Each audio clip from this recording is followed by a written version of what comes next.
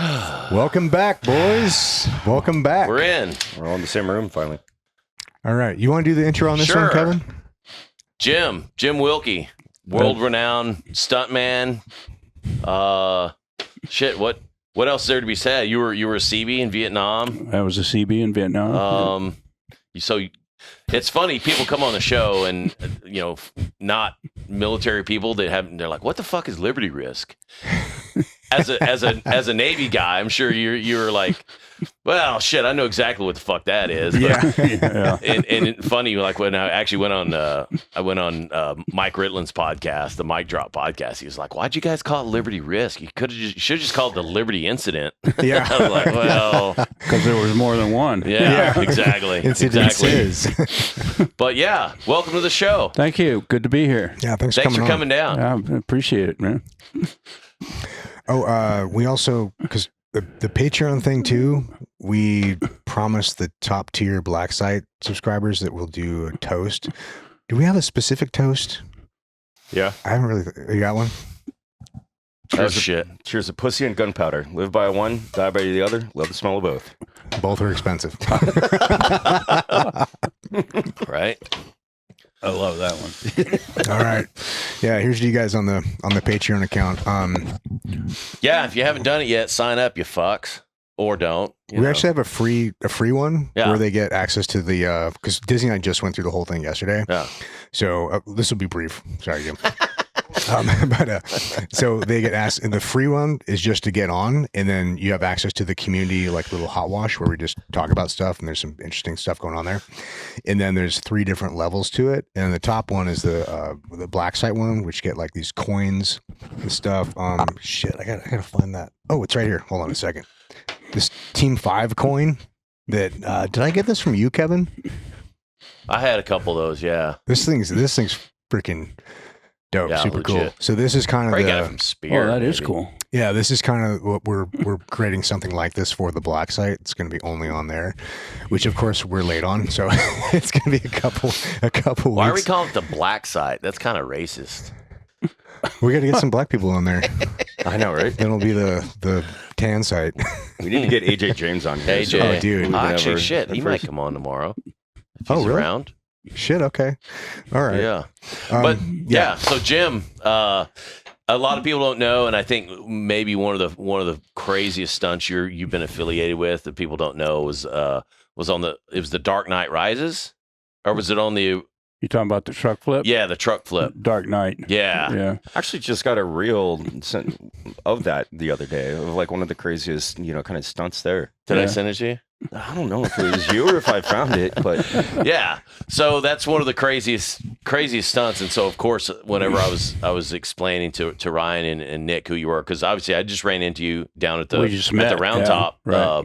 Film Festival in Texas, and RJ introduced us, RJ Casey, who's been on the show, but he was explaining that crazy fucking truck flip, and we'll get into it later. Like we try and start this from the beginning, but I just wanted the viewers who are first kind of getting into this to at least know like kind of your backstory, your epic stuntman, Seabee, among other things. But let's start at the beginning. Where'd you grow up? Northern California, outside of Sacramento. Okay. Oh, where at? A little town called Carmichael. I'm from Santa Rosa. There Yeah, you go. there you go. Yeah, yeah. Are you guys gonna kiss? Maybe. Go away. Later. Turn the cameras off. That's for the Patreon only. That's extra. Yeah, right on. Yeah, Carmichael. I went to La Sierra High School, which was kind of the back then it was President Kennedy, and it was his target school for his nationwide physical fitness program. Oh, right So, on. yeah, we had like Olympic teams come in and go through our PA program or PE program, Cool. and so That's cool. Yeah. Wasn't it Reagan that had some presidential fitness thing with like Arnold Schwarzenegger or something in like the 80s? yeah, that was a little later. Yeah, I didn't realize JFK had a precursor to that. Yeah. That's pretty cool. Yeah, I've seen videos of that. It looks legit. yeah, Yeah. it was pretty intense. And so I got a lot of my physical training there. You know? Okay. And In high school. in high school, went Right on. through all the sports: football, baseball, track and field, gymnastics. I did it all. Oh, right on. So What'd you do in gymnastics? high dive, trampoline, like the stick with the little. parallel bars. I wore a little tutu. Right on. So, growing up in Northern California, do you, like your parents have any crazy any crazy stories from growing up, or you come from a good home, or it seems like most of the dudes that we have on the show, it's like they're either both parents stayed married for 50 years, or it's broken home and There's very little like, I had a very normal childhood. Yeah, for Well, sure. unfortunately, I'll be boring. I had a pretty normal childhood. Yeah, that's how Yeah. I was too. Yeah, no, great parents. Grew up. I hated school. I went to school, but I hated it. But I was in. I started junior rodeo when I was about 15 years old. So Nice. I'd cut classes on Fridays and slip over the fence and go work in the carnival to make money to enter the rodeo to That's cool. the county fair. Nice. Where you were you born? 48. Oh, wow. Okay. Yeah. So this is in the. I'm old, dude. This is in the early 60s. And this. Yeah. Cool. Yeah. Wasn't that when the Zodiac Killer was running around Yeah. up north? Yeah. Do you Like- remember that? Like stabbing zodiacs. yeah. Fuck your couch. Yeah. Let the air out. Yeah, they found that fucker, right? Was his name So there was a Rodriguez? pretty comprehensive documentary about it, but he ended up dying of old age and pretty much getting away with it. And they boiled it down. I watched a pretty good documentary, like I said, and they boiled it down. They ended up figuring out who it was, but they never caught him. Oh, I thought it was who's the guy? Was it Robert Rodriguez? Oh, that was somebody else. a different guy. Fuck Oh. gets away with that, and I can't even get away with a parking ticket. That's bullshit. Yeah, I know. Yeah, right. Yeah. So, go through high school. You're rodeoing. Yeah. What made you join the Navy, or were you drafted? Well, I was going to get drafted. Okay. Like I said, I didn't really like school, but I originally I wanted to be a veterinarian. Was my kind of my Yeah. You're choice. in. Yeah. So I started. I couldn't afford college. I was Davis or any of those. Yeah. So I started in a junior college up there in Sacramento, and realized I hated college as much as I hated high school. Yeah. Yeah. So I dropped out, and as soon as I dropped out, I knew my number was going to come up. Yeah. So So actually, was that kind of the deal back then? Like if you were in college, you just kept getting well, deferments? yeah, you could get a deferment as long as you kept your grades up. Okay. And but as soon as you dropped out, bang, they were on you. It's like a scholarship. What that year not was gonna this work. for Vietnam? Yeah, What year was this? 67. 67? yeah. Yeah. So so I knew my number was coming up. I actually wanted to join. The reason I even went to college is I wanted to do 2 years and join the Army in the warrant officer program and fly helicopters. Oh, right on. Yeah, really. I would have dug that. Yeah. But I knew I wasn't gonna. I Yeah. wasn't gonna last 2 years in college. Sometimes you It's just funny. know. It's funny you say that because I was like the same way. I fucking hated high school and was going to join the Navy right out of high school and was dating this chick and was like, it's like, oh, you should try college. And I was like, fuck. I went to like one semester. I was like, fuck this shit. It's the I'm worse outta than high here, man. school. Yeah. Yeah. There's more pussy though. Well, there's that. That's cool. You like girls. Yeah. 18 years old. What did I care about girls? Yeah. So anyway, yeah. So I knew I was going to get drafted, so I went down and joined the Navy. Nice. And worked my way into the Seabee program, and Did you know anything about Seabees beforehand? I really didn't. I learned about it after I got in. Why the Navy? I like the uniforms, I guess. I don't know. There you go. Yeah. I had a couple of cousins that were in the Navy, and they were always telling the stories about wild stories. I was in Japan and this and that. And I'm going, that don't sound too Yeah. bad. The Navy does have good stories. Yeah. Yeah. Dude, those all the fucking ports, and I just remember whenever I joined, and then I went to boot camp and A school, and then before I went to Buds, they were sending dudes to dive commands because Buds was kind of like backed up. So I was at the EOD school for 6 months, just kind of working out and like basically working the dive locker, like shining fucking brass and shit. And but when I went back, they had this program where you could do essentially like hang out with the recruiters for like a week. I can't remember what the duty was called, but it like as long as they signed off on it, it didn't cost you 5 days of leave. Like you were you were doing some Yeah, kind we had of that in the Army. yeah. I can't remember what the fucking shit It's was called called. Hometown Recruiting Assistance Program, or HREP. Damn. Rattle that The off quick, big dude. brain. I only remember because it was in my contract, and as soon as I graduated basic, I was supposed to go and walk around schools or whatever with my recruiter, and just kind of be at his beck and call. But instead, I ended up making friends with my drill sergeant, and I stayed in Atlanta and just spent it all at the strip club.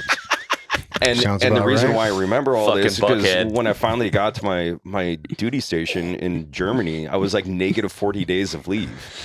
And it's because my recruiter never signed on the document of me actually going back and participating in this program. That sounds like a recruiter. Yeah. Yeah. Yeah. Well, dude, They learned to lie early. yeah. I will say it was pretty fucked up. Some of those recruiters are, you know, pretty dumb. Like when I went back and was working with this recruiter, but the one story I remember, he was always talking about when people come in and talk about the Navy, he was like, his selling point was always like, dude, I always know where my head's going to be every night. I'm not sleeping in some fucking dirt pit like the Army, digging fucking, fucking holes and shit. And he goes, dude, I'm eating three square meals a day, good food, typically, Yeah, duty station is usually pretty interesting, coastal. Yeah. You had to travel a lot. I didn't realize it at the time either, but looking back, it is a very unique kind of branch. Yeah. And I mean, typically, even being on a fucking boat, like my fucking nephew, he was on the Reagan for like 5 years, and he was always, obviously bitching about being on a carrier, which I wouldn't want to be on a carrier either. But he got to see some pretty cool. I mean, he lived in Japan for 5 fucking years, but he was always like hitting, Okinawa, fucking Korea, fucking mainland Japan, fucking Philippines, Guam. It's probably one of those things you don't appreciate at the time. Looking back, like, that was actually pretty cool. Yeah, literally, like sitting there at a bar talking to him, and he's like talking about, when we were in Australia, and I'm like, dude, you sounds pretty dope, really dude. have it that fucking bad, And then on the flip side of that, if you're on the East Coast, you're hitting all the fucking Europe and fucking, well, not to say Africa. There's some decent places on the fucking East Coast of Africa. There's not a lot on the West Coast of Africa, but Cape Town's pretty cool. Yeah, South Africa's pretty dope. But if you don't have yellow fever in the Navy, though, and I have a Or the crabs. Well, you can get one from the other. What do you mean, yellow fever? Like, well, I'm just like, if you're not into Asian women and you're going to all these Asian countries and you're just like, the not my fucking gym. No. Well, that's why I got away with my entire time in the Navy and never paid for a hooker. Not that I didn't fuck some. Not I a just didn't female, pay not for a them. female hooker. Right, yeah. No, Careful now, yeah. boys. My girlfriend's Chinese. There you go. So you do have yellow fever. Yeah. It's not contagious, don't worry. Yeah. So join the Navy, looking at Seabees. How did the recruiter like talk you into going Seabees, or did it just seem the most enticing he didn't thing? initially. I got thrown on a boat. Oh, right on. Right out of boot camp. Yeah. Where'd you go to boot camp? San Diego? Dago. Yeah. Yeah.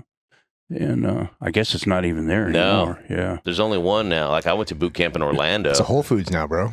Really? Yeah, it's fucking crazy. I mean, literally. Seriously? Freaking Yeah. Whole Foods. Yeah, Oh, now yeah. there's only one. It's in Great Lakes. I got a funny story about that. I'll tell you later. But I got out of boot camp. They put me on a boat, and I knew that's not where I wanted to be. So I ran into this guy's funny story. We were in Oakland in the shipyard there, and I had already made one crossing. It was a supply ship. I was a crane operator, and we unwrapped ships off the Like undesignated? Yankee Station, northern Vietnam. Yeah. Yeah, and transferred chow and Right. supplies and everything to aircraft carriers and destroyers and that kind of thing. So back then, you just like went into boot camp and then you went straight in as like undesignated. Yeah, well, yeah, just Deck a common department or some seaman. shit. Yeah, Yeah, deck yeah, ape, yeah. basically. Yeah. And we were back in Oakland, and I ran into this guy. He was in Navy, but he was in fatigues, you know. And I said, "Hey, what's your deal?" And he goes, "I'm a Seabee." I went, "Really? What's that?" And he told me all about it, and I said, "I'd like to do that." So I put in a request to get transferred, and it was denied. So I actually wrote a letter. This is how dumb I was. I wrote a letter to the commander of Eptopac, which was the top guy. So not only did I jump the chain of command, but I jumped the whole chain of command. Yeah, I bet your CMC was stoked. Like, oh man, our lieutenant and head of our division, our deck division.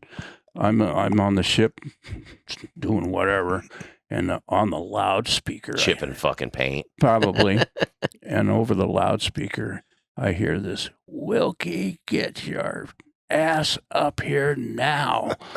That's a good thing, right? Yeah. And I Probably get an award or something. Look around like, you think he means me? And this guy was mean anyway. He ate semen for breakfast, you know. And I'm thinking, oh shit, man, I'm in deep doo-doo now. So I go up to his office and he goes, "Do you have any idea?" Anyway, he reamed me up one side and down the other.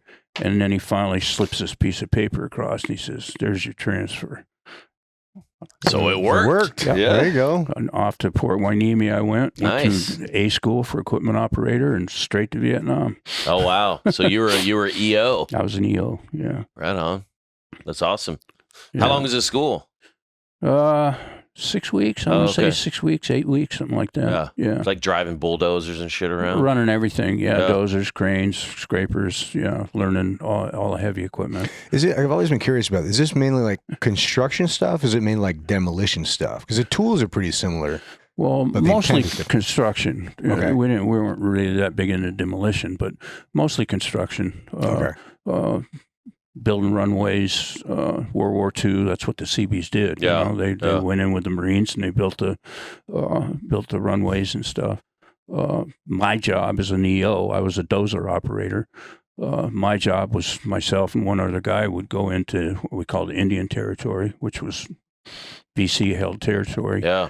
And either clear landing zones or kill zones. And then the Marines would come in, and we'd already been there for a day or day and a half. You guys have like a security element with you? Yeah, it was us. You're just driving the dozer with like guys One on guy. top? Yeah, Fucking dual 45s. one guy with an M16 and myself operating the dozer. Yeah. How'd they let you guys do that? That's what we did. Yeah. Yeah. We build, we fight. Yeah, that's what we did. Don't you remember seeing the what was it, the Green Berets?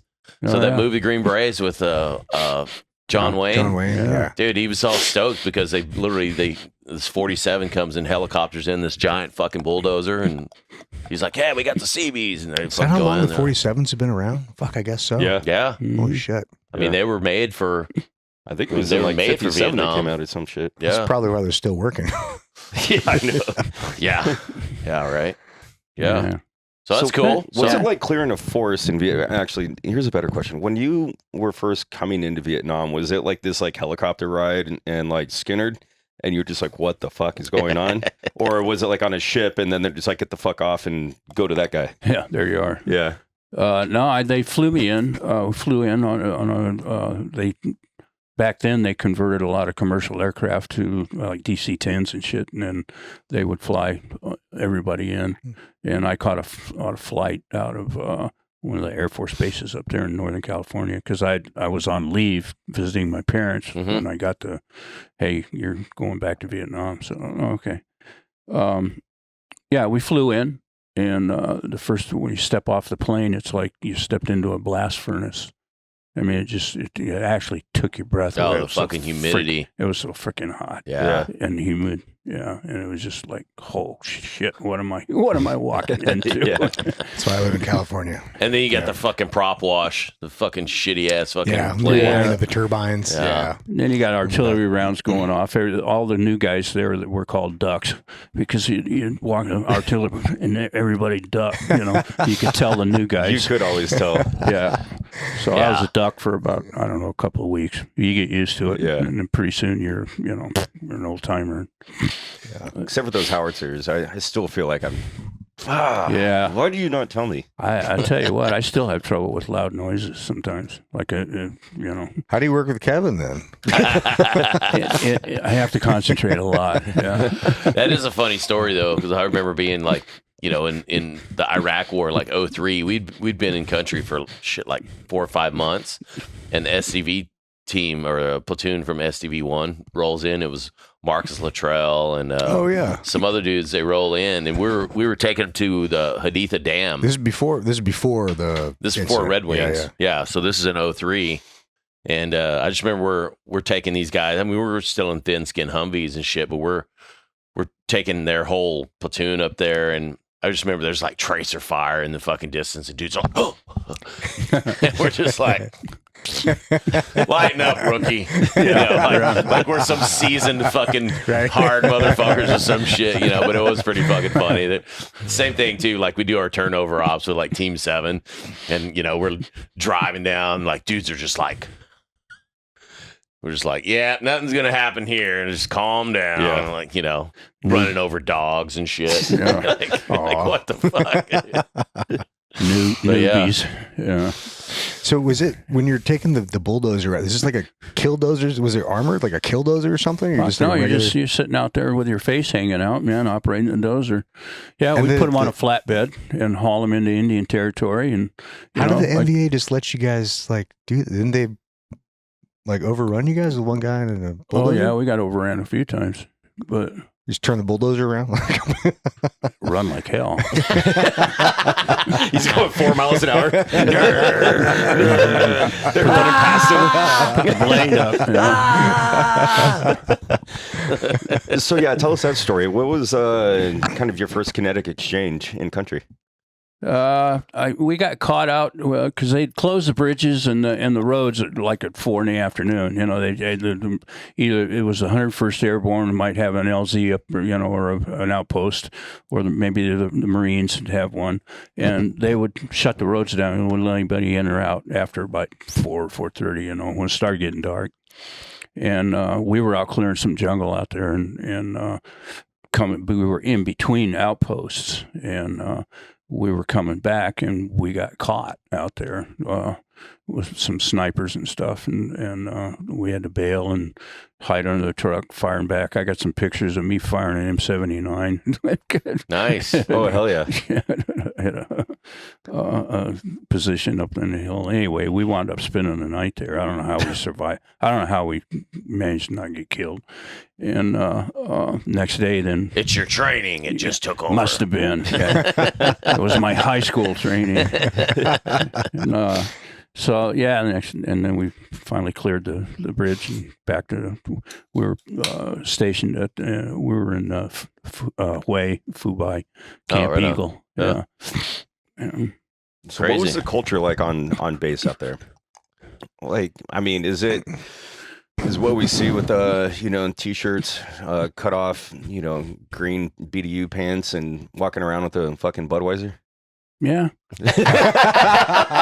Awesome. I sent Struthers some pictures, and I sent him one of me standing outside our hooch. Yeah. I had a frag grenade hooked in my coat and a can of Schlitz in my hand. Nice. That's awesome, dude. And an M14 in the other hand. We got to get that picture for the show. Yeah. That's rad. That's awesome. I might have it on my phone. I wish I had a picture that cool. M14s too, man. Yeah. I mean, they jam. What a horrible weapon. Yeah. Oh yeah. You'd strap a cleaning rod, you'd tape it to the bottom because about every clip or so they'd jam. Oh really? And you'd have to pull the thing out, clear the round. Yeah, that's pretty crazy. Like talking to like old like Vietnam frogmen.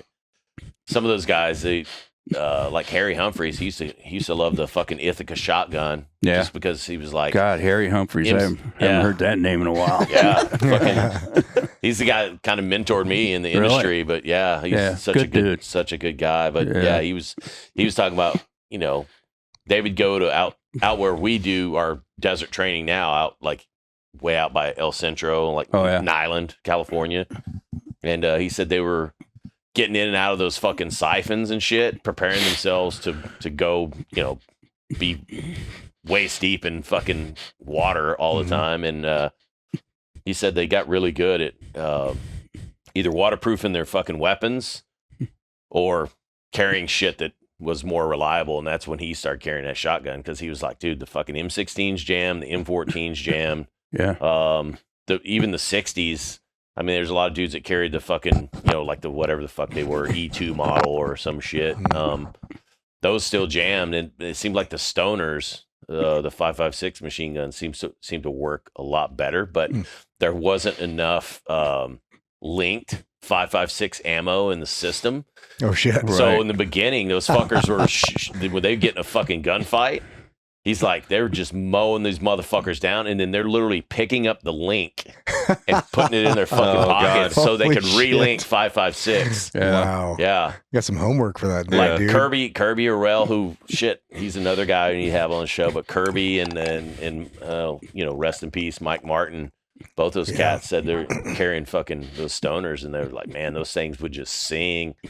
Like you'd have a fucking wad of mud stuck in the fucking link, Just and chomps right through it. Yeah. Yeah, that's awesome. So Yeah. some of those guys also, like some of those books, you read about guys doubling up the fucking spring on the fucking on the M60s. There's like that circular spring that makes the fucking a feed tray. Yeah, they was fucking try and double up those springs. So I don't fucking know. I'm sure people who did this shit for real, like looking at us, and like, man, shut the fuck up. I just got dust in mine. That's all I got. Yeah, yeah. Nylon dust, not even Iraq dust. Right?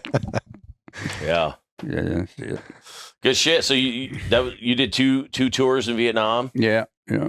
What was a tour back then? 6 months or a year? 6 months. Yeah. Yeah. So how did like that's typically just being fed from the Seabees in Port Hueneme, right? Or you had East Coast and West Coast guys? Well, yeah, there was the East Coast battalions. Yeah. Did you guys rotate like that, or are they sending their guys to different parts of Vietnam? It was different parts. Yeah. Yeah. So I was West Coast, MCB 10, which is long ago disbanded. Right. I just went to last week. I just went to a fundraiser, Seabee fundraiser. Got invited by. They raise funds for the Seabee Foundation. And they help out the kids and all the stuff. It's pretty cool. That's cool. Yeah, that's cool. Yeah, and there was 4 of us there from the Vietnam era. Oh wow! So we got a pretty nice round of applause and a welcome home, because we never got that when we came home. I was gonna say, man, just the fact that there's foundations and stuff now that help, guys who are coming back from the wartime and shit. And I mean, yeah, that I think that's probably one of the biggest black eyes on our country as a whole, in terms of, the culture was way different. You had a lot of the fucking hippies and fight the power, and culture is very different back then. At least culture in relation to the military.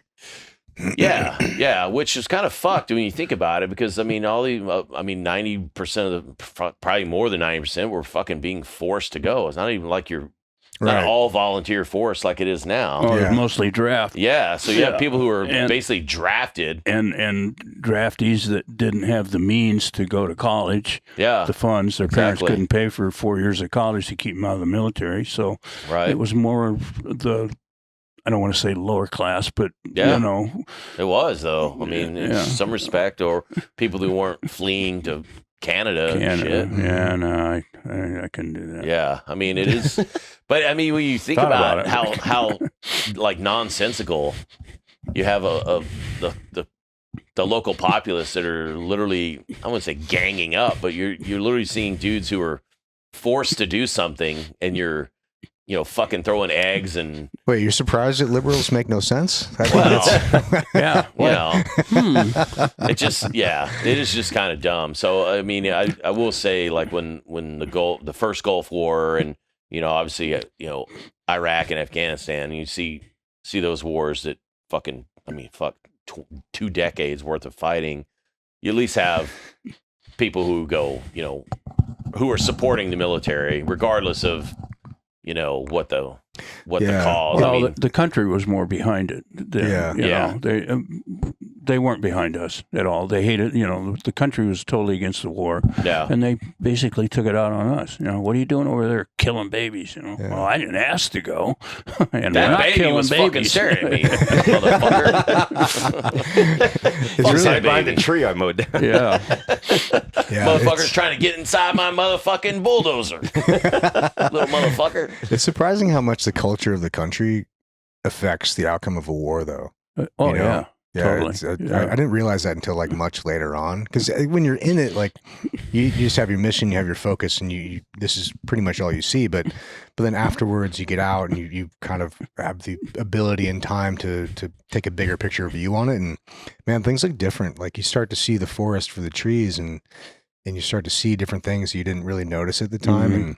And a lot of the policies too, you know. Yeah. You got you have the fact that we stopped bombing North Vietnam for a number of months and years just because a lot of the fucking policies of our government and Right. the local populace going, well, fuck, man, we can't keep bombing the shit out of these fucking, you know, North Vietnamese fucking people. Our own people are, you know, gonna fucking overrun our fucking government. And, you know, there's a lot of it too. The politicians like wanting to get reelected and shit and going, well, Yeah. That Yeah. was. And the reason for the wars too, and looking back on like, I mean, there's so many questionable things for every war. You know, some wars, I think violence does solve problems. You know, it really does. World War II is necessary. Yeah, but Well, there's a lot yeah, of questions about that too. You know, like, well, I mean, there's questions about every war. Yeah. But all these, you know, the 20-year war in Iraq and Afghanistan, all this shit, and like, you remember 2001, we're all gung ho, like, fuck yeah, let's go, let's crush Yeah. these motherfuckers, 100%. But then you look back and it's like, okay, how much of that was just us wanting to believe whatever was put in front of us to do something? And then looking back now, it's like, well, fuck. Anyway, there's a million ways to skin it, but Yeah. I look at it as like, dude, regardless of anything else, like if you're going to go to war, you got to go to fucking win. And you're going to crush some fucking people. Yeah. That's what it is. And so you got to go in, crush these motherfuckers into non-existence, Yeah. and then fucking, if you feel like it, help build them up and do whatever if you feel like it, whatever.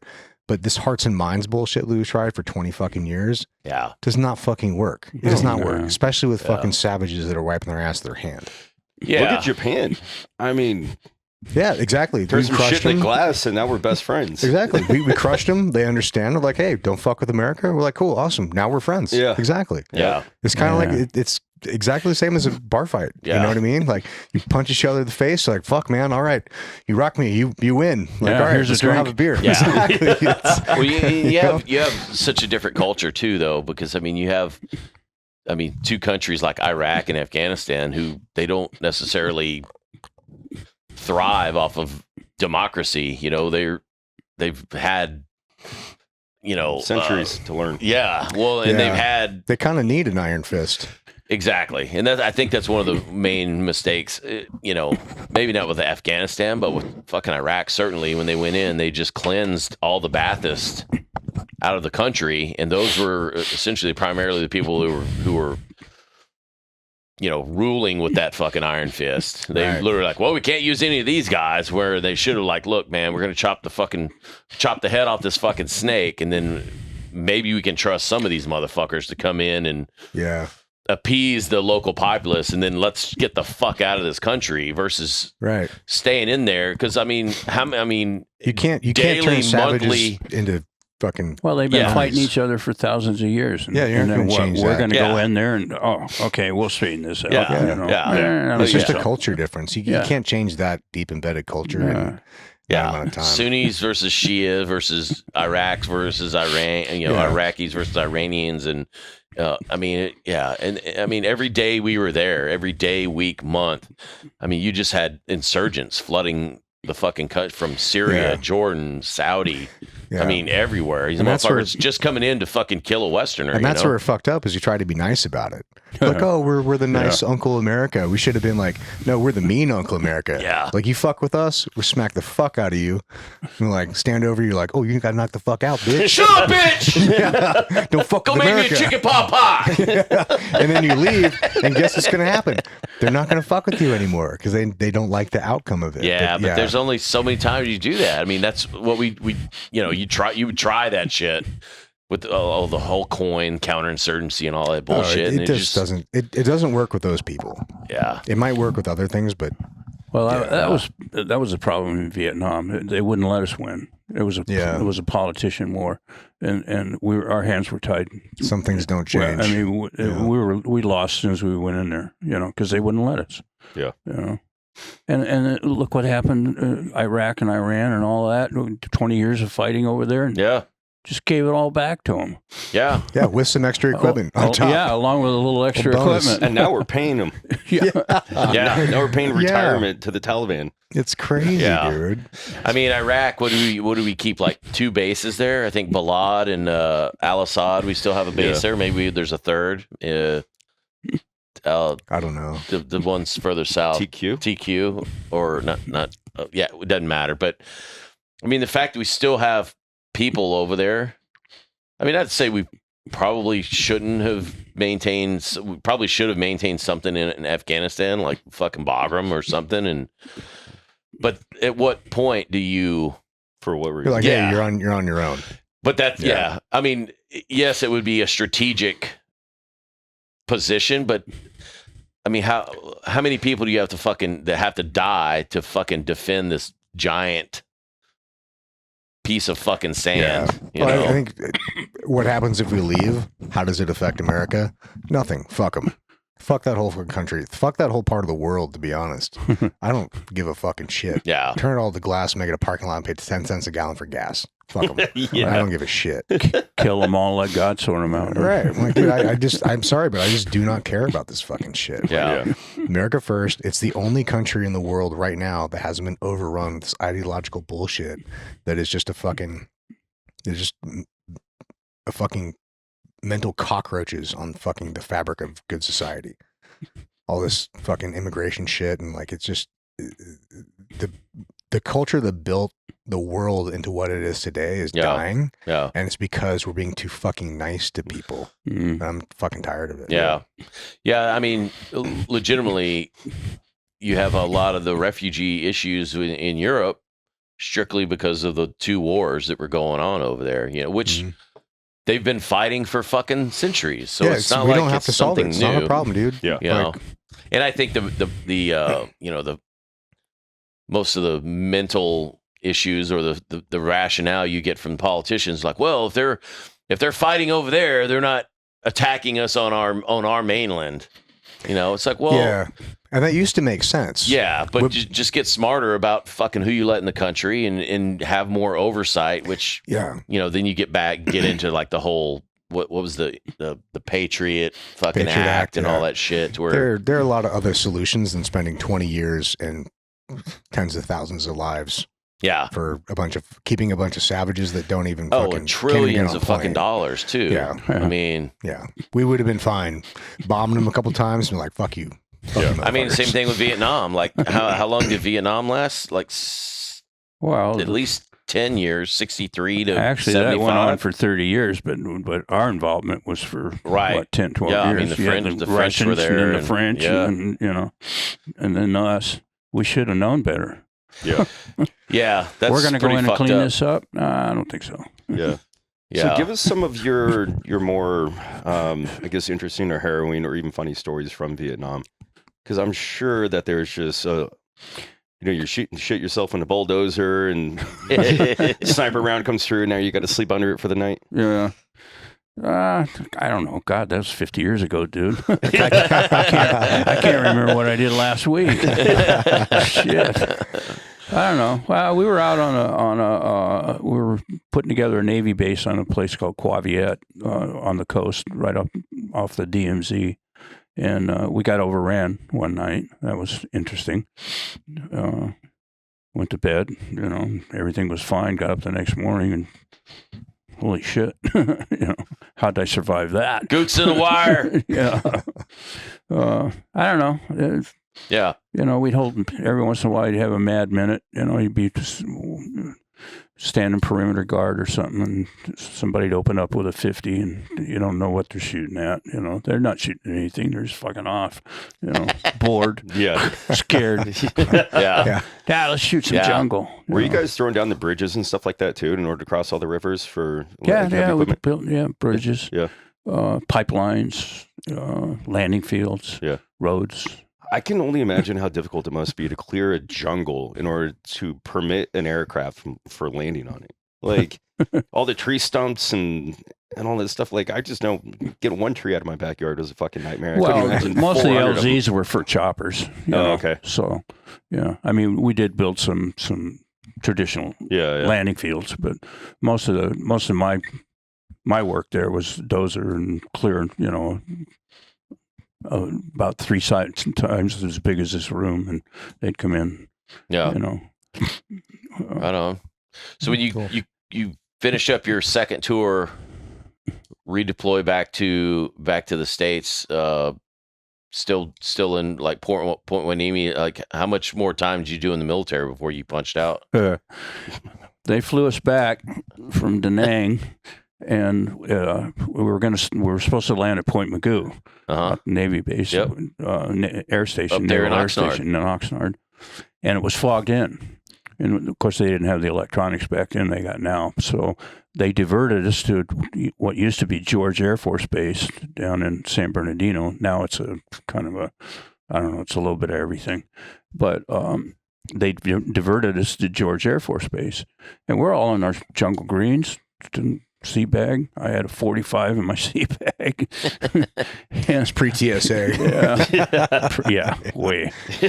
And they landed and they just kicked us out of the plane. Says, well, make your way back up to Port Hueneme the best way you can. No way. I went, really? Watch this. Did you just call Uber? Yeah. I don't know what I did, but it took me 7 days to get from San Bernardino to Port Hueneme. There were a couple saloons in between. A couple. Might have been some girls. I don't remember. And we got to get a ride somehow. Yeah. I want to know these establishments. So yeah, it took me 7 days later. I stumbled into the main gate in Port Hueneme and checked in, and the guy says, Wilkey, they're looking for you. And I thought, oh, fuck, I'm in trouble, But the guy said, make your way best you can, Yeah. So I did the best I could. I walked. Yeah. And I'd been discharged. From the 7 days it took me to get to San Bernardino to Port Hueneme, my discharge came through. Oh, no shit. Because I had enough overseas duty to qualify to get out early. Oh, right on. So instead of doing the full 4 years, I did like 3 years and 7 months or something. Oh, cool. So basically, when I walked through the gate at Hueneme, I was out of the Navy. They're like, your fucking ID is expired. Yeah. Bro. You could have told me that in Oregon. Yeah. Right. Well, they offered me, we were in country, and they offered me if because I was in a critical rate, what they called a critical rate. Yeah. And they said, listen, if you re-enlist, do one more tour here, we'll give you $10,000 tax-free in any duty station in the world you want for 2 years. I said, let me think about that. No, I don't think so. Yeah. So anyway, I was out of the Navy. So was that a scary decision for you, right? Because you're just coming out of Vietnam.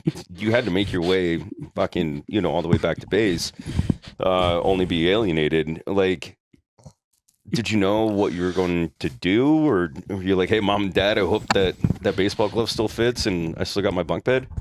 I didn't have a clue, dude. They're like, who the fuck is this? I mean, I didn't give a shit about anything at that point. Yeah. I mean, we were pretty screwed up when we came back from there. How old are you at this point? I wasn't old enough to drink. Oh, shit, really? Still? Oh, shit. So I went in 18, 19, 20. Maybe I was just barely 21. Wow. Yeah. That's crazy. Dude, that is fucking crazy. And, but my car, left my car in storage at the base there. I had a 67 GTO. Man, that thing rocked, nice. dude. 4-speed Hurst transmission. Oh, yeah, what a car. I wrecked it. But anyway, it's another story. You're on the right podcast. Yeah. So I jumped in I went around, got all my papers, got my back paid, did all the stuff, and out the gate I went, adios. You're like this. AMF. Yeah. AMF.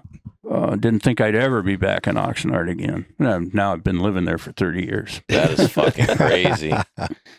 You like drive by Point Magoo every day, like Just reflex. Oh, I can't help it. Is it still open? yeah, Yeah, sure. yeah. Oh, yeah. Port Magoo, Port Hueneme. Yeah. I remember we Now they call it, Naval Base Ventura County. Oh. Yeah, Naval Bases Ventura County. they have to change the name on everything. Yeah, They got don't call it North Island Naval Air Station anymore. Now it's Naval Base Coronado. Like, Wait, was the place you had to go? I thought the place you had to go to was in Washington. Was it just up in L.A.? no, Port Hueneme, Where's that? You know where Ventura is? Ventura Oh, I County. thought it was Washington. Oxnard. Yeah. 7 days is a long time to get there. I thought it was 7 days to get to Washington. No. Oh. shit, Oh, no. okay. I was curious what you were talking about, Oregon. Like, Well, it's because my geography's off. Yeah. Hey, I'm a high school dropout, bro. Give me a break. Let's see, Oregon. Where's that? Yeah. so you get back to Northern California. How long are you up there until you find a new hobby?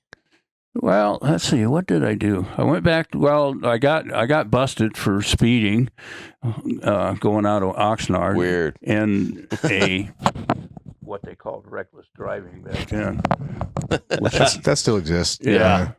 And I got in a little trouble, and I called my dad, my dad was a World War II vet, coolest dude you ever known, and called him up and I said, I'm in a little bit of trouble, and he says, fine, get out of it yourself. Thanks, Pops. Who is this? What did your pops do in World War II? Was he in the Army? He was with Patton's Tank Corps. Oh shit! Right on. All the way from North Africa to Germany. I was going Oh, to say shit. in Africa. Yeah. Did he ever talk about the war at all? Never. Yeah. Ever. Right towards the end, he actually opened up a little bit. Yeah. And after he passed away, I found medals he had gotten. He Yeah. was a war hero. Yeah. Medals, and they had given all the guys a map of their whole progress from North Africa all the way through Sicily, France, into Germany. Whoa. Yeah. Yeah. That's pretty fucking crazy. Yeah, he was with Patton the whole way. That's Damn. incredible. Yeah. It just gave me the chills. Think Yeah. about that. Just Yeah. CBC helmet, just like staring out. I just picture Fury going through Africa and all the way up. Just like, what up? Yeah. Basically, Yeah. same thing. He got his eardrum blown out. Some Germans killed everybody in the tank except him. Dropped what do they call them, Messerschmitts back then, or it was basically a grenade. Oh yeah. And dropped it in the top of the tank. Those potato smashers. That's- those fucking, yeah. Yeah, that's what I was thinking of. Yeah, and killed everybody in I the think the tank. Messerschmitt and was a Really? Was it plane, plane or right? something. Yeah. so he couldn't hear very well. He had hearing aids in. What? And then, yeah, well, that's exactly what he'd do when my mom would start ragging on him. He'd just look at me and he'd wink and he'd reach up and turn his hearing aid off. That's a good tactic. Yeah. I like that. Yeah, anyway. So you finally make it back to. I made it back to Sacramento. I just started kicking around doing odd jobs. I knew I didn't want to be in Sacramento. Yeah. And I knew some guys down in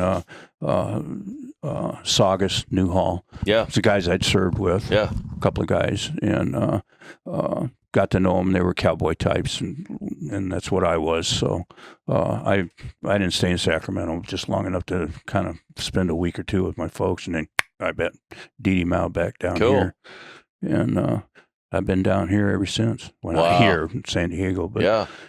Acton, Aqua Dulce, Lancaster, Yeah. Santa Clarita Oxnard, area. Santa Yeah. Clarita.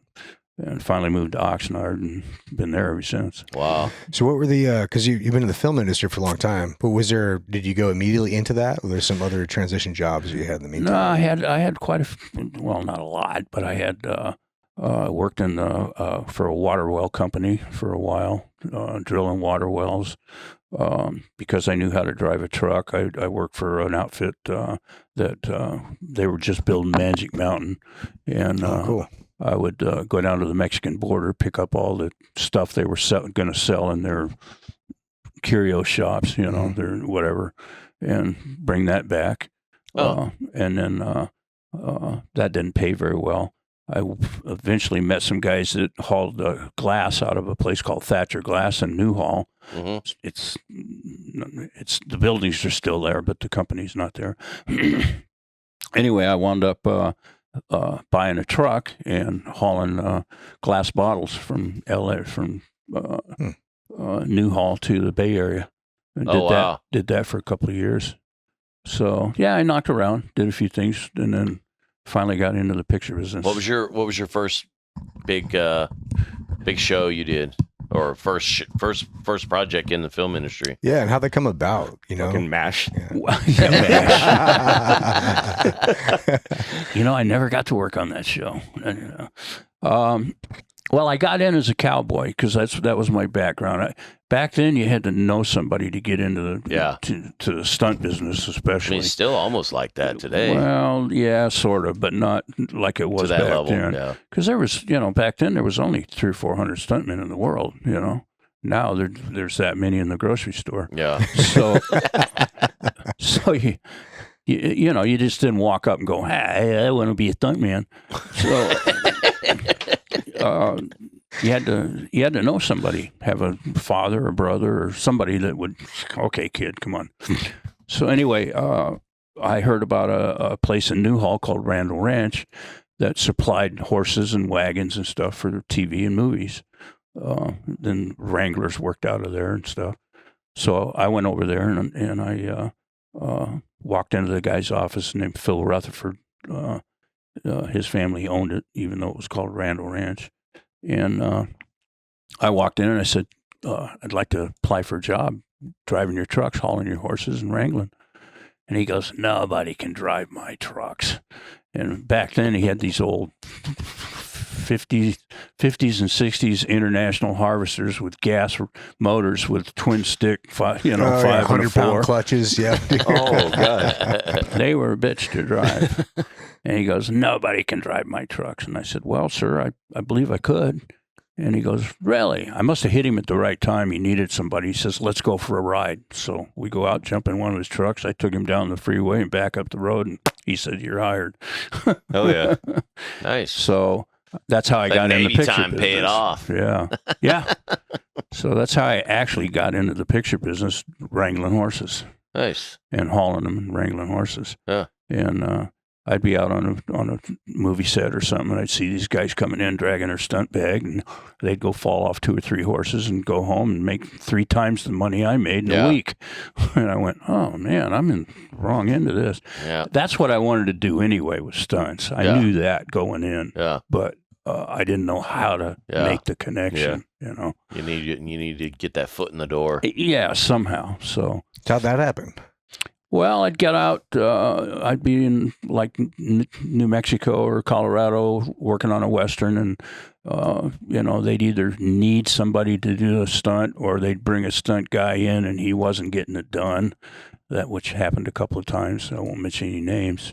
And I'd just go, well, I can do that. Oh, really? Well, okay, put him in the wardrobe then, and I'd go do it.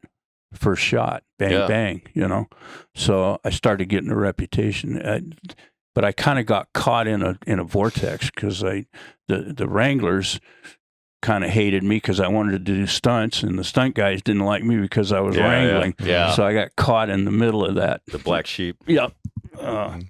So it took a few years to work my way through that maze. And how old are you about this time? I was actually a little old for starting out in stunts. I was maybe 23 or 4. That's old for starting out in stunts? Holy shit. Yeah, you need to be fucking doing stunts falling off of horses when your body's still made out of rubber. Yeah, I've seen some of those helps, videos too, of those guys falling off horses. And back in the day, it's not green screen, and there's probably not a padded mat. Yeah. And it's like, Or oh my boxes. God. Or they're being dragged behind a horse. Oh, yeah. It's like, fuck That was all the real deal, man. Yeah. That wasn't. There was no wires or, Yeah. CGI or green screen or none of that. So is there like a lot of contractual things? So like, nowadays, if they say, for example, somebody's not getting their shit done, you're like, hey, I'm available. And they're like, oh, okay, well, I mean, you know how all the shit with SAG and all the fucking stuff is now. They would either have to like Taft-Hartley you in or something. Or once you did the gig, now it's like, all right, hey, now you have to join. Was it any of that stuff like that back then? Or? Well, yeah, it was. You had to get Taft-Hartley in. Yeah. I forget. I think you had to get 2 letters or something. Anyway, Yeah, by the time you get a couple jobs in your... they picked, okay, Kevin, you're going to fall off this horse today, even though you're wrangling, but we need a guy to fall off a horse. Yeah. And we'll Taft-Hartley you. Right. And is that like a SAG card, like a verification type thing? Yeah, Well, it's your entry into SAG. Yeah. Oh, okay. Yeah. Gotcha. Back then, you couldn't just walk in and join SAG. You had to either have a Couple of vouchers. vouchers, or Okay. Taft-Hartley'd in or something like that. So Taft-Hartley is like some type of 2 people who introduced some kind of fucking legislation or union deal. It was basically like, like for example, I'm not in SAG, and they're like, oh, I want to hire you for this starring role. It's going to be recurring. Like they basically like, hey, you're going to come in, and you're also you're going right into SAG basically. Like you don't need Gotcha. the 3 used to be like you had to get like 2 or 3 vouchers, 3. and Okay. then once you had all that shit, then you would submit it to SAG, and they look through it, and they're like, yeah, it's legit, and they're like, okay, you can join. Like, oh, and by the way, it's like fucking $7,000 Yeah, because of all the there bullshit. is that. Wow. Yeah. Jesus. Yeah. So Yeah, if you worked at one show or something, then you had to join. right. Same with AFTRA. Yeah. If you worked an AFTRA show Yep. once, then you either had to join the union, had to join AFTRA. Yeah. If you got called up on a second job. So Yeah. But yeah. Anyway, I just kind of worked my way in doing westerns, but I knew westerns were on their way out. I was just on the tail end of it. Never got to work with John Wayne. My father-in-law did all the Wayne's pictures. This is the 70s around there? Yeah, and I knew westerns were kind of on their way out. So, and I had the background and equipment and racing Driving cars shit. and Yeah. riding motorcycles and boats, and I mean I did it all back Yeah. then. So I had the background for it, and I just eventually made that transition from cowboy to car driver. Did you ever get to work with Clint Eastwood? Oh yeah, Ooh, were you on Outlaw Josie Wales? no, God, I loved him. That's on one of my that movie. favorites. Yeah. That guy's just Me a guy too. who Yeah. I've watched that movie so many talk times. about flipping a switch. The That's- guy's like, I'm a nice guy. Yeah. I'm gonna burn your entire village to the ground. Yeah. I love that show. Dude, the Outlaw Josie Wales is like one of those movies where, like, if you're flipping through the channels and it's on, you're like, okay, Yeah. like, get rid of the fucking remote. Even if you watched it a week before. Yeah, that's one of those. It's kind of out of respect. You got to watch it. Yeah, Yeah. I got a funny Just to see him Clint spit Eastwood on a story. dog's forehead. We're doing a movie called The Rookie with Clint was directing it, but he was also starring in it with Charlie Sheen. And I don't know if you ever saw the picture, but Mm-mm. I'm driving a car carrier. I was doubling Raul, an actor named Raul Julia. And anyway, they were stealing cars and loading them on a car carrier. And Eastwood and Sheen are detectives in a unmarked car, and they come up on them. So they take off. Well, it's me driving the rig. And we did this whole chase sequence. We filmed it in San Jose. And So cars chasing a big rig with a trailer? yeah. Oh shit. Yeah, and we start throwing cars off the back, to try and wreck them and everything. Right. It was a pretty wild sequence. And in the very end of the chase, I jackknifed the semi and break loose the tractor, and the trailer flips Fucking over. barrel roll. Yeah, and throws all these high-dollar cars off. We had Porsches and Corvettes and everything on them. They were stealing high-dollar cars. So the first time we went to do it, we had 2 cannons in the trailer. I pitched it out sideways, broke it loose, and it just kind of went up like that and didn't even throw maybe 2 or 3 of the cars off, but it didn't go roll over like Eastwood wanted it to. Yeah. Well, when we did it the first time, he had a camera. We had, I don't know how many cameras on the shot, but he had a camera shooting straight out the back of the cab of the truck because he wanted that shot of that trailer coming around doing that. You know? Well, the camera guys didn't, they set it up. They couldn't be in there, of course, because there's a high probability I'm going to turn the cab over too. Yeah. So I had to roll the camera. Well, they didn't have a remote button with them. So when they got time to roll the camera, now I'm all strapped in, but I got the straps loose. And they go, okay, roll the cameras. I got to turn around. And this is a fucking film camera too. So this is film. Yeah. And I got to turn around and hook the alligator clips from the camera to the battery to roll the camera, right? And then turn back around, get all this down. And why are you not rolling? Go, motherfucker. And here we go. You know, of course, the camera worked right, but the trailer didn't go over. So overnight, the effects guys put another cannon in it. And the next day, here we go. Well, the camera guys had this nice button. Hey, Wilkey, look what we got for you, man. They taped it to the gear shift. And all I got to do is hit a button to roll the camera, right? So I'm all strapped in. Here we go. Roll cameras, action. Here we go. Boom, flipped it around. Everything worked perfect. Nice Pitch shot. So the cannons. Except. Oh, shit. Camera didn't roll. I forgot to roll it. Oops. It was too friggin' easy. Wow. I forgot to hit the button. Did you have to do a retake? Oh, no, that was a one-take deal. Yeah. But it was a shot that Eastwood wanted. He lived without it, but he wanted that shot. So here we are standing around the turned-over trailer and everything, and myself and Terry Leonard, the stunt coordinator, and Buddy Van Horn, the second unit director, who was with Clint for years, and Jack Green, the DP, and they're all standing around, and I'm standing there, and I thought I was whispering, and Eastwood's walking up. I could see him coming. He's got a cigar, and I leaned over to Terry, and I said, Terry, I forgot to roll the camera. And he goes, what? Well, I thought I was whispering, but apparently everybody heard it. And so did Eastwood. And he walks right up to me, and he stands about that far from my face, and he gives me the dirty, hairy look, and he takes his cigar and flips it down between my legs, turns around, walks away. And I'm going, oh. That's best case scenario. I'm going, you're like, oh. Window or aisle, because I'm going home. Where did you hear that first? Oh, God, I don't know. That's what they used to say at Blackwater whenever, you failed or shot a no-shoot or whatever. They were like, window or aisle. Yeah. How do you want your plane ticket home? That's an old movie That's saying. fucking crazy. So I stayed on the whole movie. Yeah. That's pretty cool. Yeah. I bet you only made that mistake once, though. Yeah. Yeah. That is one of those. Never did that again. Crippling learners. I bet when you're on the deck of the ship and your commanding officer called your name, I'm willing to bet that was half as bad as it was right up there. Down. Yeah. There's moments in your life where you're like, you realize you fucked up, and you're like, man, this is a dream, right? This is a dream. There's no way I fucked this up.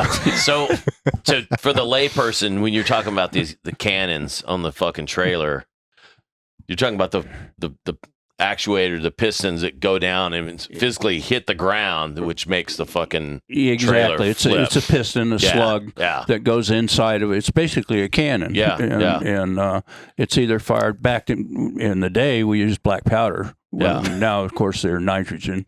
And pneumatic. It blows the slug out, and that's what pitches the car or the truck or whatever. That's what we used on The Dark Knight. Yeah. For the truck scene. Yeah. Right on. Yeah. So back then, did Clint Eastwood still only do like 1 or 2 takes, like he does now? Because there's a lot of people today that are like, like Stanley Kubrick is well renowned for. The motherfucker will do like 30 fucking takes. Yeah, right. And it's still just like, Whereas Clint, I've never been on a Clint Eastwood show, but from what I have. Pretty rare. He'd do 3 takes, 1 or 2, because he which knew is what he fucking had. crazy. He Yeah. knew what he had. A lot of these guys that you're talking about, not necessarily Kubeck, but a lot of these young directors, especially, Yeah. everything's in a monitor. Yeah. And there's no depth of field. There's no feel to it. There's, not like the director standing there watching it all unfold with his eyes. You know? Yeah. So a lot of these guys now, they don't know what they got. Yeah. So they just keep doing it over and over and over and over and over. Another one for safety. Yeah. Well, Eastwood, and very quiet. No, there was no yelling, screaming, none of that shit. He just, he'd be sitting there, and I was sitting next to him in a chair, and he was doing a sequence, and he goes, all right, we got it. First take, bing, bang, boom, and just about that tone of voice. Yeah. Yeah, we got it. Move on. Yeah. That's pretty, just, I mean, that shit just doesn't happen typically. And I mean, Clint's got to be in his 90s. I think he's 92 now. 92 or 3. Yeah. No way. Yeah, that is fucking insane. I know De Niro just had another kid, but Oh, really? That's yeah, I right. was thinking it was Eastwood for a second. I'm like, well, there's someone out there that wants his kid, but yeah, De Niro's still pumping him out somehow. Wow. Yeah. Amazing. Right on. You guys Yeah. want to take a quick break? Yep. Yeah. Yeah, cool. Word. Wipers! Back in. Yeah. So we're just talking about slugs coming out of trailers and Clint Eastwood movies. So moving into the the Rookie, that had to have been in late 80s. I want to say 87, 88, Yeah. somewhere in there. I can't believe it's a movie with Charlie Sheen and Clint Eastwood that I haven't seen. I feel like I'm missing I know, out. right? dude. Yeah. I got to go check this thing It's out. a good movie. Yeah. Well, it's Yeah. funny too because that was if you haven't seen the Charlie Sheen documentary, Not yet. he no. talks about it to where I guess he had shown up on something and, Sorry, and guys. he made a That James Bond calling? Trying to shut the fucking thing off. so Charlie Sheen had made he'd kind of made a name for himself on a couple of shows because I think at that point he had done like Red Dawn and he had done like The Outsiders. That's right. Yeah, and when he was super young. Platoon. Yeah. Oh, that's what it was. So he Yeah. did Platoon and Wall Street, Yeah. and then there was something else to where. Like I think he was starting to kind of get off the rails, like he would book shit and then show up late because he was like on a bender or some shit. And, Oh yeah, he was smoking crack in his hotel room, Yeah. and then like got woken up by a wardrobe, and they're like, Yeah. "You're supposed to be here an hour ago." so there he'd was smoke more crack and then take a shower and so go. there's a thing in the documentary where he's essentially talking to his dad, Martin Sheen, and Clint Eastwood calls. And he's talking to Martin, and then he hands the phone off, and he's like, basically pitched him this movie, like, "Hey, well, I want you to be in the show," and that was like, kind of, I wouldn't say like his come to Jesus moment, but I think that was the thing. And he says in the documentary where he kind of felt like he'd kind of arrived. It's like, dude, fucking be in a Clint Eastwood movie. Clint even Eastwood though was he'd calling been in in the 80s. You're doing pretty good, bro. yeah, but I mean, even though he had been in Platoon and Wall Street, pretty epic movies, I don't really, maybe didn't feel like he was like worthy because I think at the time he was talking about like maybe just giving it all up and doing something else, but yeah, moving forward, doing more and more stunt work and. Like what's some of your more epic shows that you've been on? I mean, obviously Clint Eastwood has got to be right up there. Who's some of your more more notable directors or even like stunt coordinators, because that's kind of what runs our world in terms of like doing stunts, like second unit directing and stuff like that. Right. Well, obviously, The Dark Knight was because Christopher Nolan got to do something that had never been done before or since. Yeah, and so that was, and I didn't know we were going to do that when I got the call. So run us through that whole scenario. I get a call from Struthers, right? Because he was Paul Jennings was the actual stunt coordinator on the movie, and Tom was what they called in the UK. They call him the floor runner, and he was like he ran the stunts. Okay. And Paul stood next to the director and took all the credit. Nice. Sorry, Paul. Anyway, I get a call from Struthers. Now, we didn't know each other at that time. Oh, right on. Yeah, but somebody had put Terry Jackson, another world-class stuntman, or a world-class stuntman, put my name in because he had worked with Tom on the first, I think it was called the Batman: The Beginning or something like that. Okay. There was a trilogy. Oh yeah, Batman Begins. Yeah, that was it. I didn't work on the first one. I worked on the next two. Okay. But anyway, I'm standing out in front of my house. I was living on Hollywood Beach over there, Nice. by the harbor in Oxnard. Yeah. And my wife and I and the kids, the dogs. And I was struggling, I was between jobs and work was slow. And I'm standing out there, in the front of the house, and I get a phone call, and it's Struthers. He goes, "Hey, mate, I'm Tom Struthers, and you want to come to Chicago, do a little truck stuff?" I went, "Yeah, sure, Well, You thought he said butt stuff. I mean, truck stuff. I didn't know. I had no idea. I mean, I get those calls all the time. And you wind up turning the truck over or doing something weird. Anyway, I get to Chicago and meet Tom and everything. Of course, now we're really close friends. We have been for a long time ever since. But he says, "All right." He says, "Take my rental car and go out to the effects shop and." Tell those boys what you need." I said, "Okay." So I go out to the effects shop, and I'm walking down the thing, and there's guys out working on this trailer. They're building a cage inside the trailer, and pretty stout cage. Yeah. And I'm looking at it, and they had the tractor parked there, and they're putting a cage in the tractor, and I'm looking it over. Okay, Which you've done semi shit before. Like I was talking about the Rookie, and does it typically always have Oh, I'm always caged in because I'm either going to turn it over deliberately or it'll turn over accidentally, which I've had happen. Yeah. So it's always caged, but they're putting a pretty heavy duty cage in this tractor, and I'm going, that's interesting. So I go in. I knew some of the effects guys at that time. I didn't know Chris Cobalt, who was the lead effects guy from the UK, and I meet Chris and talk to some of the other guys and. The one guy, buddy of mine, I knew him from other shows, and he calls me over and he says, "Hey, Wilkey," he says, "You're not really going to do this, are you?" No, I was planning on it before you said that. And I went, "Do what? What are we doing here anyway?" Yeah, you still didn't know what the fucking stuff still was. don't know what we're doing. Wow. So anyway, they told me, and I went, "Far out, man." Yeah, and to any of the listeners who haven't seen the fucking movie, they've been living under a fucking rock for the last fucking 10 years. No shit. The fucking gig is you're rolling down, downtown Chicago in a semi, and essentially cannon fires in the trailer, which a big misnomer, which I didn't realize was I thought that the truck and trailer were, hooked together, solid. So but it's just pulling the trailer. Yeah.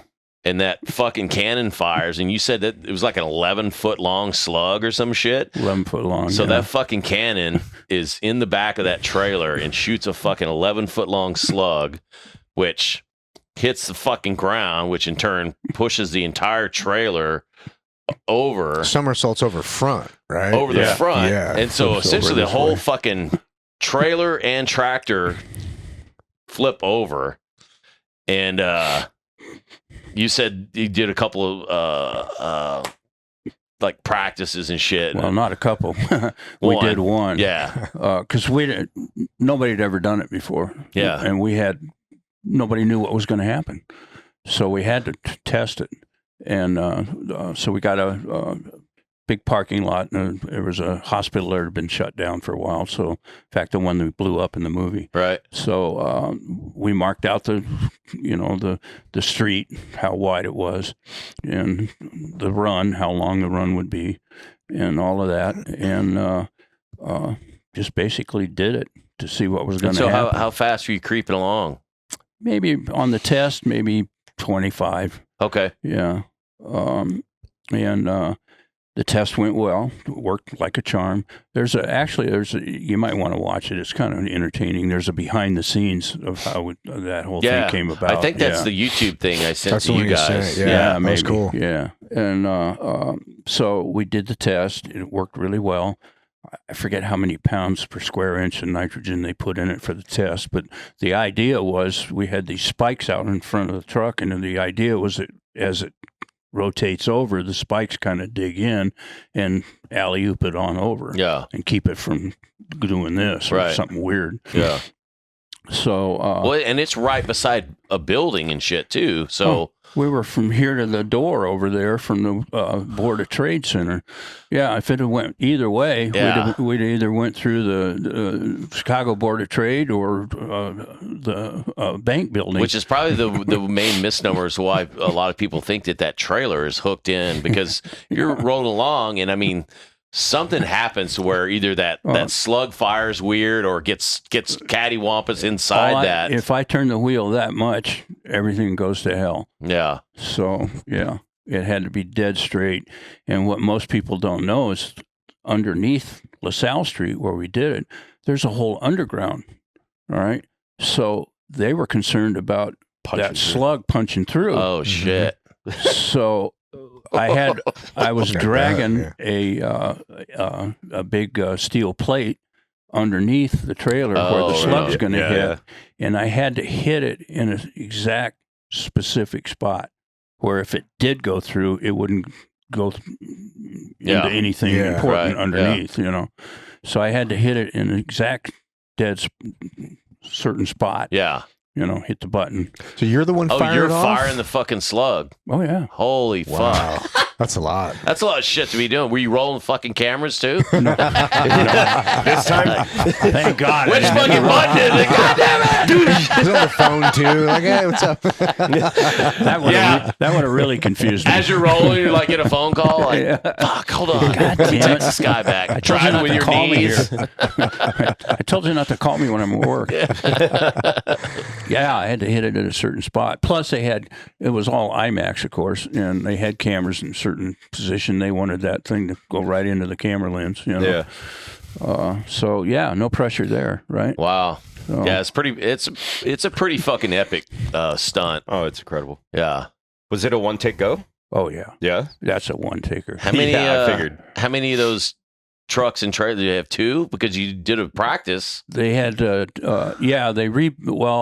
didn't damage the tractor that much in the practice, so they were able Reuse to that repair thing. it. Yeah. But they built a second trailer. Oh, right on. And but the second, when we did it for real on South Street, they thought it worked so well with, I don't know, 200 pounds per square inch of nitrogen or something. They bumped it up. And I didn't know it. It took 20 minutes to fill the canisters, the nitrogen. No way. Yeah, so I got to sit there completely strapped in, ready to go. And here's the button. Yeah. And they actually had a guy standing in the door watching me to make sure I didn't just arbitrarily throw my hand over and hit the button. Because you got guys back there filling the canisters. Right? So I'm sitting there with my hands crossed, just like this, for 20 minutes, thinking about this. Pondering your life choices. Yeah. And I'm going, what the fuck am I doing? and finally they got them filled, but they filled them with way more than what we had on the test. It actually, I've got a picture of it at home. In fact, I'll give you one of them. Yeah. It's the truck standing straight up like that, about 4 feet off the ground. So the front bumper, it actually fucking lifted. It lifted it like that. Never touched it. Wow. So instead of digging in like it was supposed to, it literally lifted that fucker. Lifted the whole semi-trailer in the air. I remember looking at that, but I don't know shit about stunts. I don't know the background in Hollywood, but as a regular audience member, I remember watching them like, that's pretty cool, but I didn't know all the background in it. I just thought it was a regular Hollywood thing. I didn't think anything of it. Most people thought it was a miniature or CGI. Yeah. Initially. A miniature is what you would think it would be. Most people initially thought that. Yeah. Which is fucking crazy. I mean, now there's so much more VFX shit that A lot they of can options, do. yeah. A lot of fucking green screen shit that you could do with You got stuff and CGI and AI and all that. Yeah. They can do anything now. But Chris Nolan doesn't like CGI. He wants to do it practical. Yeah. He had to fight to get that done. He had to fight Warner Brothers to get that to be I able bet to do that's a that. big Fucking risk. worked, man. Yeah. And a big expense. Yeah. What was the train? What were you saying? You're in the fucking train, and the drunk dude walks out the bar. Yeah, that was on Inception. Inception. Yeah, So another iconic fucking film that another Chris Nolan. Chris That was a Nolan. great film. And they made an actual train, took a truck body, extended it out, and built an engine around the Like a truck locomotive. body, a locomotive around the truck body, and then they took flatbed trailers and built boxcars out of them. Okay. So I'm literally driving a train down Spring Street, right down through Los Angeles, right downtown Los Angeles. So, and I only had a little square that big that I could see out of. Everything else was with monitors. And of course, you have no depth of field with the monitors. Yeah. So, so that's how I'm driving this rig, is with the monitors. And we were doing a practice run down Spring Street, and that's literally down. I mean, Spring Street's literally downtown fucking LA. Downtown It's- LA. Yeah. yeah.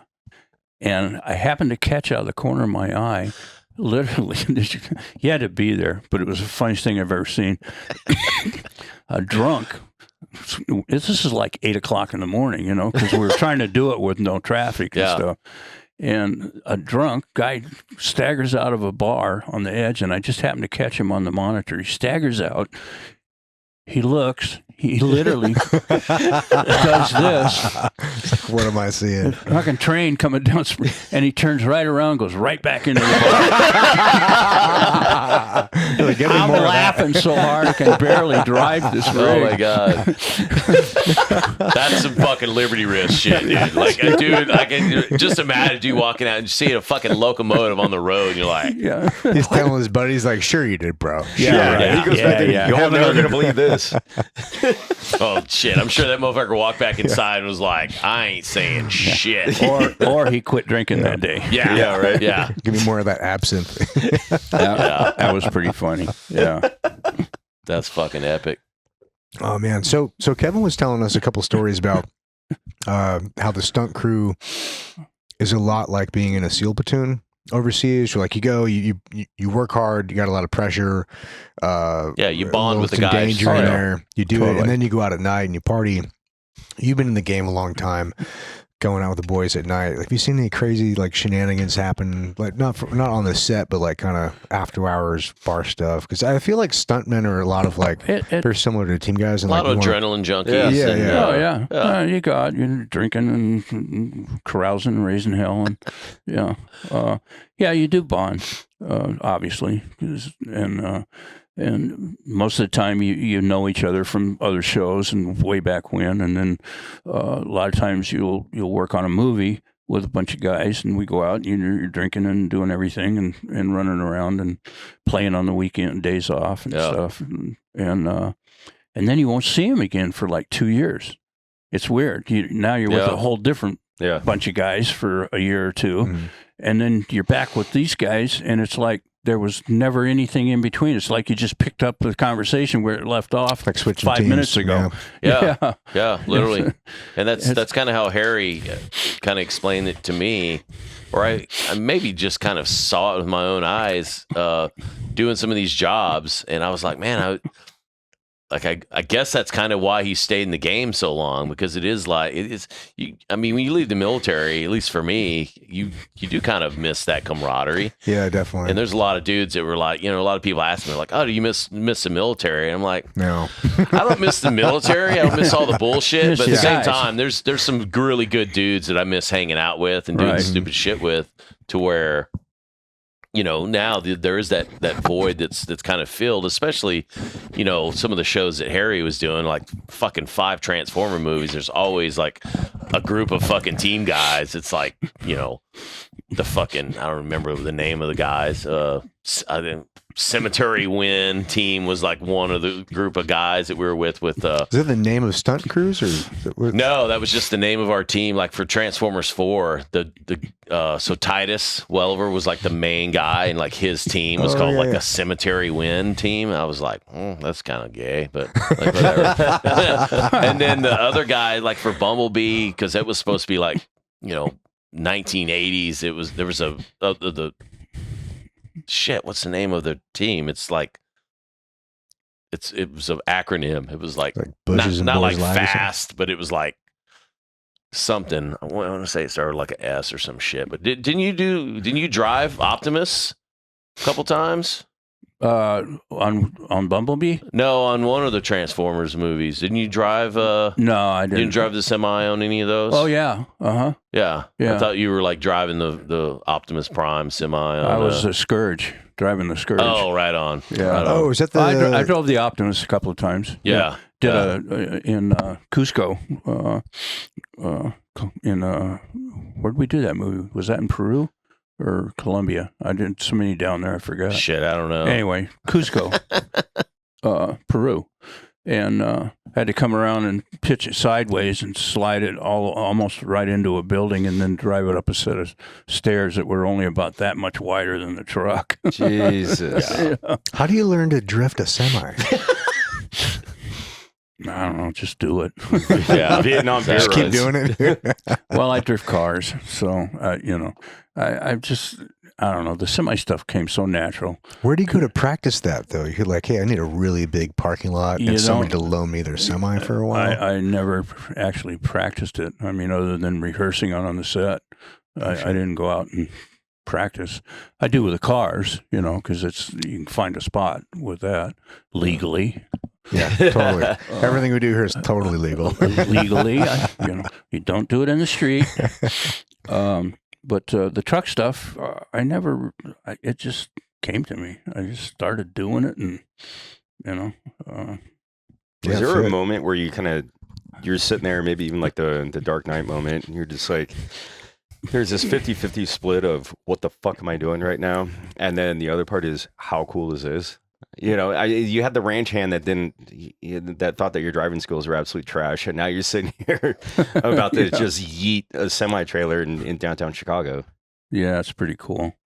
Probably the thing that goes through your mind the most, and you have to take it and you have to compartmentalize. I'm sure you guys did it in teams and stuff. Mm-hmm. You take whatever's issue, put it back here, lock it away, and throw it away, because you cannot be thinking about home life or the dog you just lost or the buddy or nothing. I mean, you got to be 110% focused on what you're doing.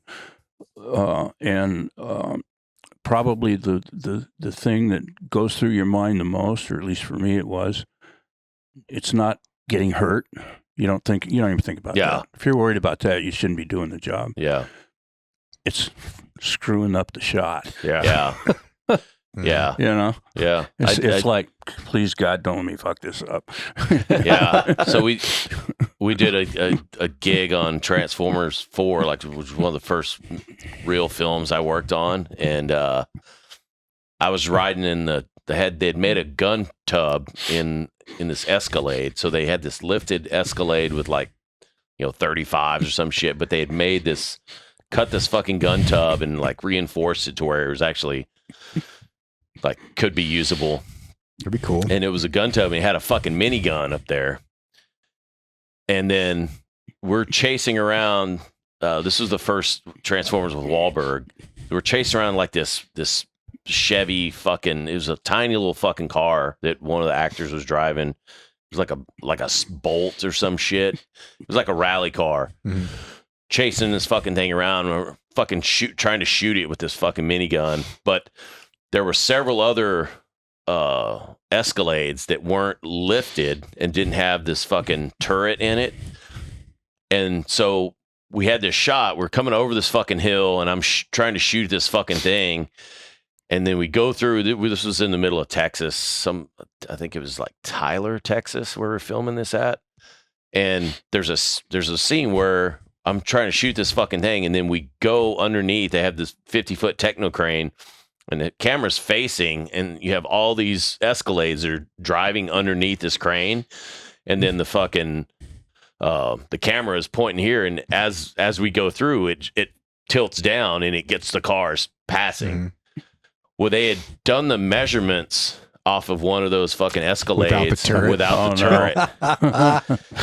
And dude, I just remember I'm shooting, and then at the last minute I see something out of the corner of my fucking eye, and I duck, and fucking the first thing I thought was I just fucked up the shot. Holy fuck. I'm like, I'm a fucking moron. I fucked this up. And then until the key grip comes over and goes, holy shit, bro. I'm glad you fucking ducked. Wow. Because they had the thing set up, and when it tilted down, he goes, dude, your head would have just wiped out that fucking camera. You would have been dead as fuck. Wow. I was like, well, you're welcome. Was it an Ari? It was some kind of fucking, yeah, I'm sure it was. Isn't it fucking crazy how often that happens though? Like you just barely fucking miss shit. Yeah. It's wild. Yeah. How many other like close misses have you had? I know you said when you flipped that truck, you were concussed as fuck. Like you got out and like. Yeah, I didn't know where I was. Well, it was kind of a double whammy because as it come over and the trailer kind of hit first. Well, they both pretty much hit the same time, but the trailer just a little before the tractor. The tractor hit, and then it flipped back up and bam! Oh shit! Down again. It whipped you back in. The second one knocked the dog shit out of me, and they got me out of the truck, and everybody's, hey, good job. Yeah, and I had no clue. I was just started wandering off down. What are you guys doing Street. here? Yeah, and one of the guys ran after me. No, Will, come here. No, back this way. Chris wants to talk to you. Huh? What? Who's Chris? Yeah. Go to the bar and hang out with that other guy. How long have we been in Phoenix? Yeah. I mean, it didn't hurt me. I wasn't hurt. It just rung my bell. Oh yeah, for sure. You had any other close misses or Well, every time I do it. Yeah, there's been a few. Yeah. Yeah. Broke my back on a movie called Cobra. Oh yeah. Is that the one with Kurt Russell? No, that's a Sylvester Stallone. Oh, that's right. Okay, yeah. Yeah, Sylvester. Yeah. Broke my back on that one. How'd that happen? What's the story behind that? Well, we were supposed to. I wasn't even driving. We were in one of those old flat-nosed Ford Econoline vans, where your feet are right here or your legs. Yeah, and the motor's like right here right between the front seats. Yeah, you're the bumper. And you're basically sitting right over the front bumper. And we're in an underground parking structure, and I don't know what we were doing, getting chased or something. And they had an articulated dummy dressed as a cop, and he stands up in front of us like this, and he's about from here to the door there from a concrete wall, and we're supposed to hit him, take him out, and hit the concrete wall. Mash the wall. Yeah. Smack the wall head on. Well, we figured to do it about 12, 13 miles an hour. I mean, I'm talking about a head-on hit into a concrete wall, right? Yeah, but I mean, your knees are right there, 10 inches from the right there freaking wall. Wow. Well, obviously we were strapped in and everything, but belts will tend to stretch. Yeah. Especially on an impact, they'll stretch sometimes 3-4 inches. Yeah. So I wish I could get that much play. Yeah, I know. I've been trying. Yeah. Yeah, I know. The soreness would go away and the swelling would stay. That's the goal.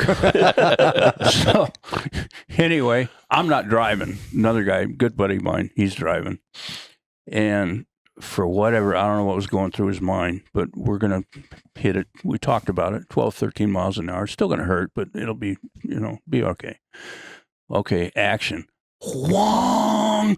And I went, holy shit. And I looked down and he's pulling through 22 miles an hour. And I went, fuck me, this is going to hurt. And I pulled my belts down. It's just as tight as I can get on my shoulder straps. Well, the belts didn't flex. Yeah. But my back did. Yeah, your back did. And, oh, shit. Yeah. So broke your fucking back. Damn, that's fucked. Yeah, fractured third and fourth vertebrae or something like that. Anyway, Is it from the extension of your neck going down? it was did this, but I had the belt so tight that there was no give.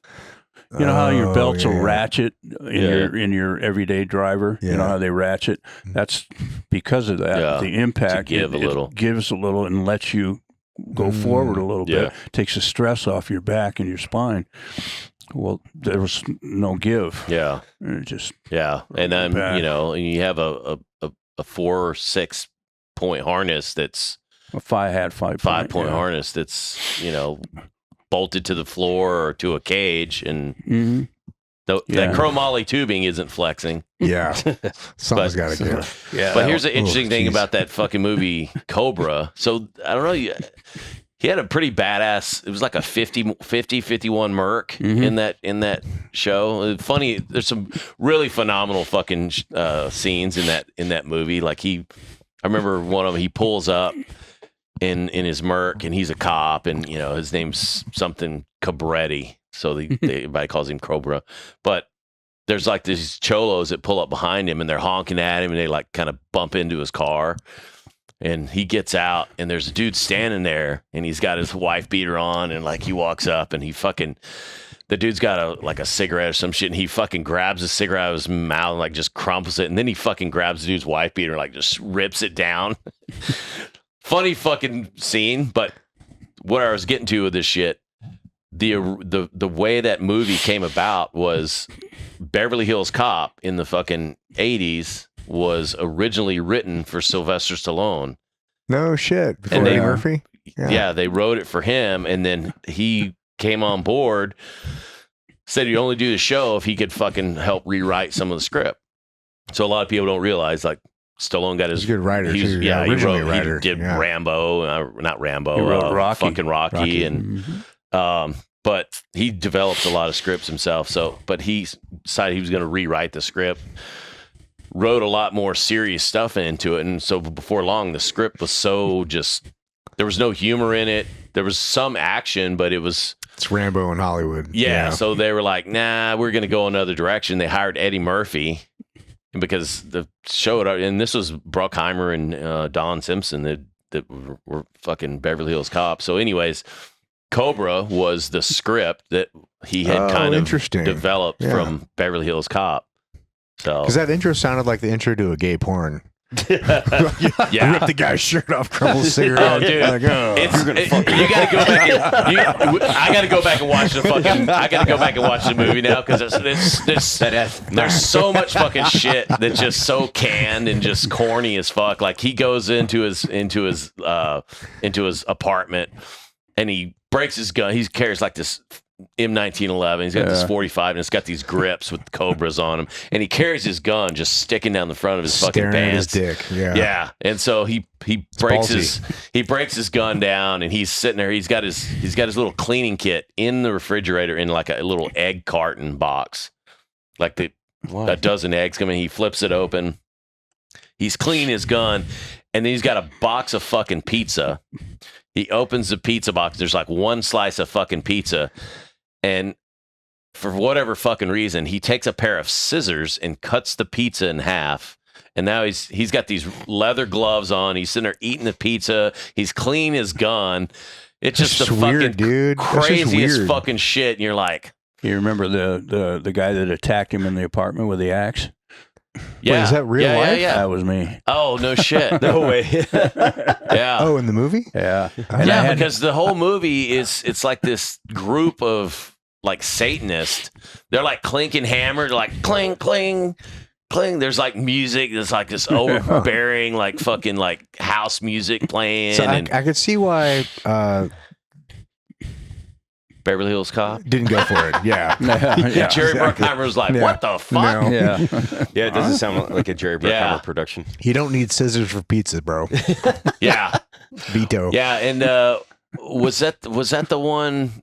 I can't remember. There's a chick in the movie that wasn't Bridget Nielsen. Bridget Nielsen. It was Bridget Nielsen. So same fucking chick from Beverly Hills Cop 2 Bridget Nielsen played like the big, tall, Yeah, 6 the foot Russian. tall blonde. Yeah. Yeah, and the Russian chick from Rambo. I keep saying Rambo. Rocky, Russian yeah. chick from Rocky 4? 3? 3 or 4. I guess he's got a type, but, you know.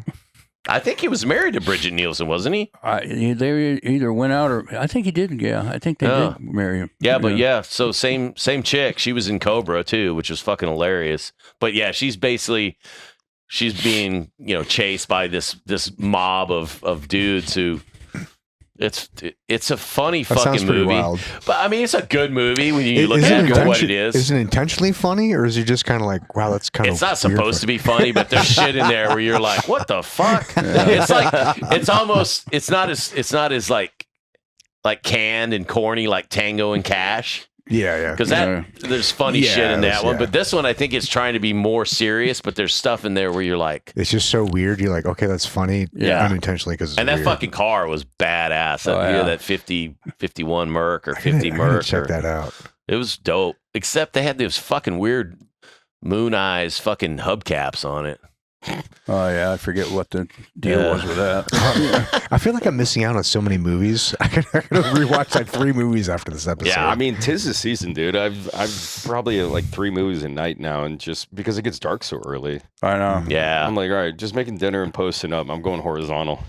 That Ain't was doing nothing. Corey Eubanks that drove the Mercury. Oh, no shit. Doubled Yeah. Stallone. Yeah, he did all the driving. Corey's for that. awesome. Yeah. He does going back to the whole Round Top Film Festival thing. The creators, Rob and his wife and daughter, like they were asking me, they're like, well, what could we do to next year? Because that was only the second year they had this film festival. So next year they're like, hey, we want to build on this momentum. We want it to keep growing every year. And Corey runs a car crash clinic. Well, he did. I think he did his last one a week or so ago. I don't think Like ever? I that's what I heard. Wait, what's a car crash clinic? Yeah. You Go learn ahead. to crash cars? No, turn him over. He built some kind of a rig to where it simulates the car flipping over and stuff, and people pay $3,000 to go and try and learn Crash these cars. Yeah. So he's got like a barrel roll. He's got like a pipe. Yeah. You drive a car up on it and it'll Okay. fucking. It rolls. And I think I don't know what else he does, but That sounds cheaper than practicing it for real. yeah. Well, I mean, pay enough money, somebody will let you go to their ranch in Texas and and try it out, and it's a full cage and. Oh yeah, I know. I think he stopped doing them. I'll have to hit him up because I know Corey was talking about, and unfortunately he lives in Texas now, like he used to, like everybody else that lived in. He was in Santa Ynez for a long time. Yeah. He lives outside of Fort Worth now. Yeah. I just talked to him 2-3 days ago. In fact, he's got something he ran by me that I'm going to run by you, but I won't do it here. Yeah. But, Awesome. yeah. So Corey got his start. I don't know if he got his start, but he used to double Luke on the original Dukes of Hazzard. No way. Yeah, that was where he started. Dukes of Hazzard. Yeah. And he was when did that show start? 71, 72? no, in the like late 70s, early 80s. Okay. It had to be in the 70s. It's 77, 8, 78, somewhere in there. Yeah, I think it went from late 70s into the early 80s because I remember there was like a strike in like the early 80s and they tried to bring in like, I don't know, what are their names?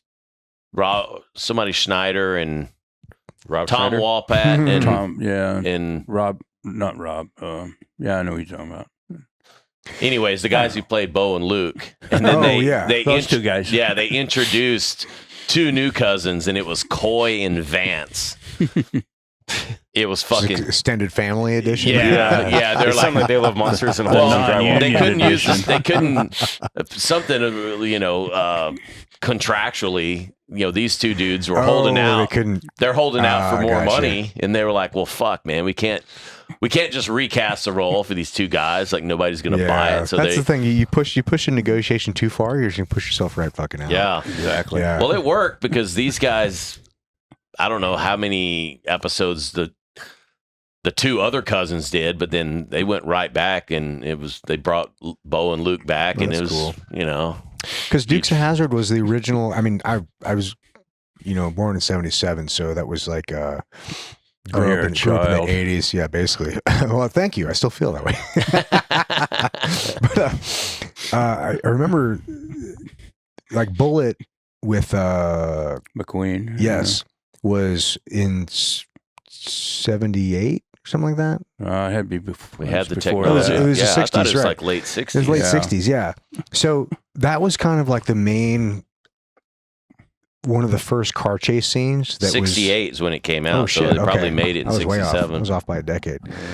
But this, You're so fucking stupid. I know, my bad.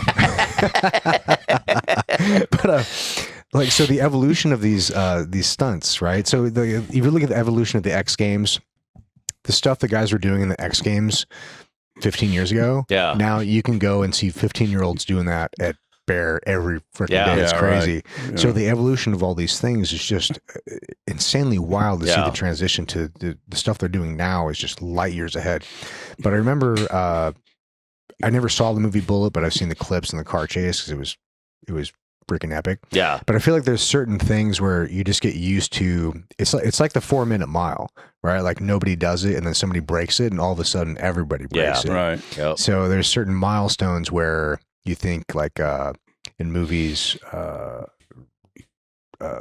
and Luke, Dukes of Hazzard, Yeah. would be one of those things where it's like, oh, this is. I mean, they had so many episodes where they're just trash and stuff. Yeah. And then after that, you've got the Fall Guy. You've got all these other things that came after. They're Yeah. like, okay, probably learn from these things. Yeah. But yeah, the evolution of stunts is just. I mean, it's amazing what's It's pretty possible fucking these crazy. days. Yeah. Yeah. And you I got mean, Mission Impossible and all the stuff that Tom Cruise is doing himself. yeah, which Well. that's fucking pretty crazy too. You know. Well. Okay.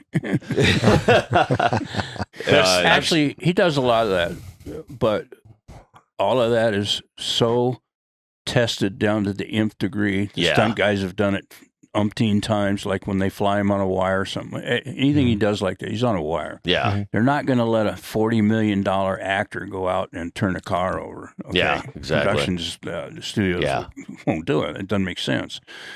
But he does. He does a lot of the physical What was stuff. that one where he was jumping rooftop to rooftop That on was a on- wire? that and was on still a wire. broke his foot. Yeah, but the guys that tested that, and And then they still Yeah. had to halt production for like a month. What was you that know. one where he did the motorcycle off that ramp and then ditched the motorcycle and Yeah, that was one of the shoot? Mission Impossible ones. that's like Travis Pastrana level. Well, I don't know Crazy stuff. because it can't be that hard to yeet a motorcycle off a fucking ramp and then pull a parachute, right? Like I remember, It'd be pretty hard for me, bro. the build up and the hype behind it, but it's like hit fifth gear and just go.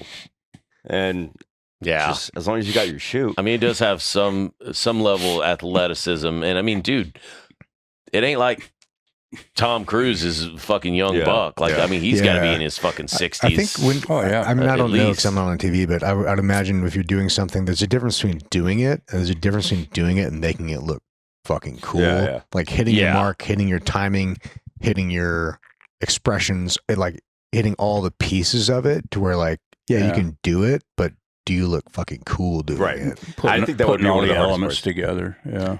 Yeah, I'm still working on doing life looking cool.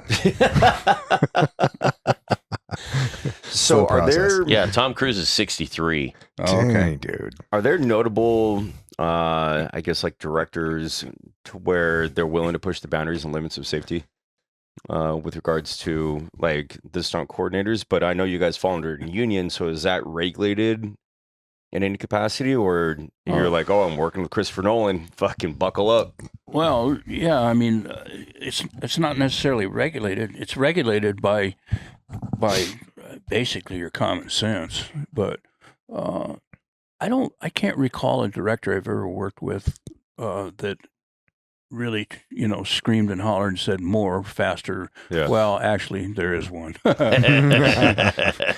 I want them to blow up.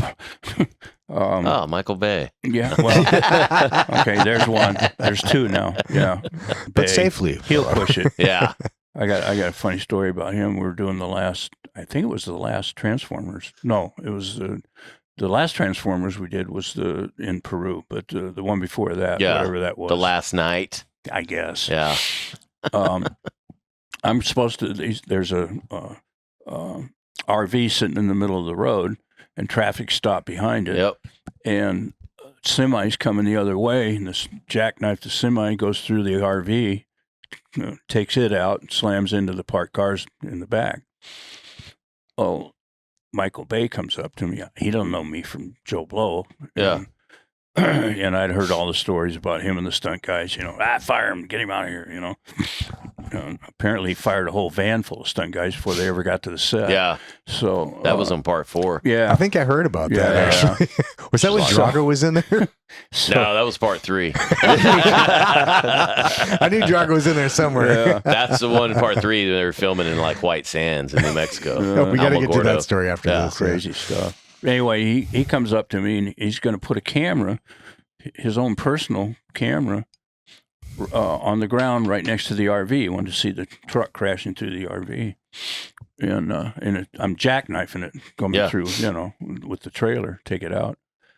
And he goes, is that camera going to be okay right there? And I'm looking at it and I went, well, yeah, if you want me to come in at 5 miles an hour, or no, he says, can you stop before you get to that camera?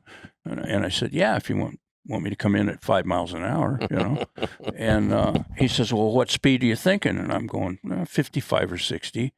And he goes, oh, I like that. Walks away, leaves the camera there. Here we go. His personal camera. Authorized destruction. Fucking Wham! Took it Alexa out. Mini. Yeah. And I forget the first AD. I know him real well, and I forget his name. KC. now. Yeah, Casey. Yeah. And we're, after it's all over with, I'm still sitting in the truck. I jackknifed it. We slammed into the parked cars. I'm sitting there. I'm thinking, window or aisle, right? Yeah. Yeah. Because he's notorious for firing yeah. guys. Casey walks over and he's laughing his ass off. He's just fucking laughing, and I leaned out the window. I said, "Jesus, Casey, I'm so sorry about the camera." He goes, "Are you kidding me? Fuck the camera." He says, "I've never seen Michael Bay speechless before." Yeah. That's All awesome. right. And that was it. Michael Bay walked by me 2-3 times. He just didn't fire me. Didn't send you a bill either. Didn't send me a bill. He just, All right. That's a Yeah. win. Yeah. He loved I it. think That's a I think win. on part 4 somebody, or maybe that was part 4, because I know in part 5 they gave him a brand new Alexa Mini and it had a cage around it and it said "Bay him." And he does a lot of camera operating himself. This Yeah. is unknown, a little unorthodox with directors, with some directors. He gets the shots, though. Man. Yeah, I mean, Yeah. dude, he's like on Ambulance. There's a YouTube video on the movie Ambulance where I think he's on a fucking dolly track and he's sitting on the fucking dolly, and dude, I think either an ambulance or a cop car or something is coming in, and it's dollying forward, it's pushing forward, and the car is like tumbling, and they're still pushing, and I want to say the fucking dolly grip or somebody like pulls him away, and it didn't hit the dolly or the track, but I mean it's Pretty fucking close. sketch as fuck, Yeah. man. When you have a director like that, that's In a tumbling car, like you can't control that fucking shit. Yeah. It's got, like, yeah, It's just physics on a roll, Yeah. man. yeah. Is that the same one where he fired the dolly grip? But he said, "Don't leave yet. I need you for the next shot." You're fired. But Yeah. don't leave yet. I need you for the next shot. Yeah, probably. I mean, I remember that same show Yeah. where I almost lost my head with the fucking techno crane. Corey, or actually, it wasn't Corey. It was trying to think of the guy's name. Kyle Woods. Oh, Kyle, yeah. So Kyle did this barrel roll. He jumped this car, and he's in a roll cage, and it fucking, it hits this thing and does this, and it went through this big cotton fucking wagon. So his cotton shit goes everywhere, and explosions. Like of course with Bay, you have to have explosions. Of course. There. Yeah, yeah. A car hitting a fucking bale, a huge wagon full of Absolutely. cotton is absolutely going to explode. Yeah. And it goes up, but I just remember when they pulled Kyle out, and he was fucking like, his eyes were like, looked like fucking Toby the pug. Man, his shit was like, I was like, God damn, dude. Just corkscrew everywhere. Yeah, but then man. there was another scene where we're driving, and the stunt guys are fucking, the wheelmen are fucking really good. I mean, we're in the vehicles, like, I mean, we're probably on a stunt contract, but we're just along for the ride. Like we're not stuntmen. I mean, I'm hanging out of the fucking top. Andy Beto's hanging out of the side with his gun and shit, and cars are going like this. Yeah, because he's got his little go-kart with the fucking camera on it, and they're chasing these vehicles doing this shit. And there's like 2 or 3 of us, and it's like in and out like this. And he went to talk to one of the drivers, and he said something. One of the drivers was like, "Well, I don't think we can do that." And he goes, "Get your shit and get the fuck out of here." I was like, dang, holy fuck, bro. Or he said something where he was like, "Well, the coordinator's telling me to do this, and you're telling me to do this. Like, what do you want me to do?" And he literally was like, "I want you to pack your shit and get the fuck off my set." Wrong thing to say to Bay. Yeah. And the coordinator was Gunther, Gunny, and he's just like, he's like, "Dude, just don't talk back. Yeah. Just do it. Just say yes." And then if you have an issue, obviously you're not going to do something unsafe. He's going to go talk to the stunt coordinator and go, "Hey, look, this is what Bay wants." Yeah. Like I told you the story from 13 Hours when Bay was like, "Hey, I want you to go up on the building, set up this shot." And I'm like, "Oh, okay." So it's me and Mo. There's 2 guys on the roof. They're shooting, and we're shooting into the zombie land on 13 Hours. And me and Mo run into the shot. So it's Mo, and then it's me. And Bay's like, "Yeah, tell him to put a 35 on the camera, blah, blah, blah." So I get up there. I tell the camera operator, he goes, "Well, we already have a 24 on there." Or maybe it was opposite. He goes, "Let's just go with this shot. And if he doesn't like it, it'll take us 5 seconds to change it." And I'm like, "Hey, I'm just telling you what Michael told me to do." Sure as shit, dude. Action! Fucking I run, Mo runs in, then I run in. Of course, I'm closest to fucking the lens, dude. So my whole fucking fat body runs up, and I'm like taking up the entire shot. And the guy's sitting there with this dolly, with this, it's a whole shot of 24. Kevin's You just hear, "Cut! God damn it, fucking Kevin! What the fuck did I tell you?" And by then, I'd made I'd probably been on 4 or 5 shows with Michael, and he's a great dude. I will say, Michael, he loves the military.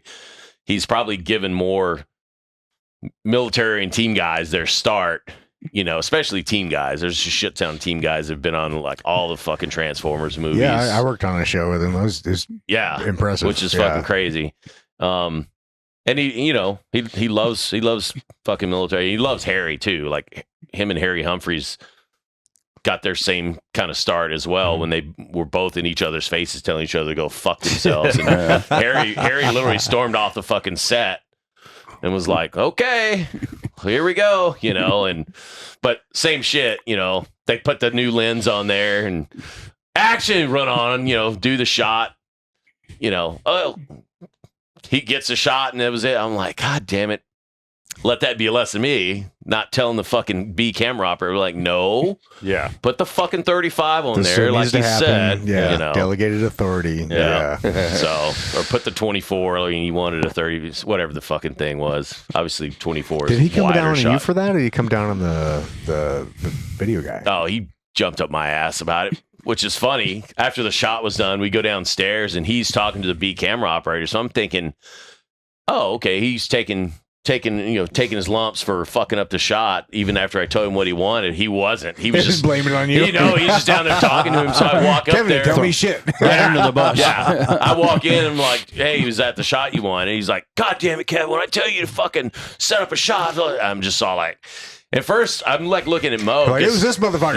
Yeah. Well, I wanted to, but I wasn't going to throw him under the bus, But and the funny thing too was we were doing security for Michael as well. So one of us would ride in and then ride out with him. And this is filming in Malta, and he always had I think Tinkerbell's calling somebody.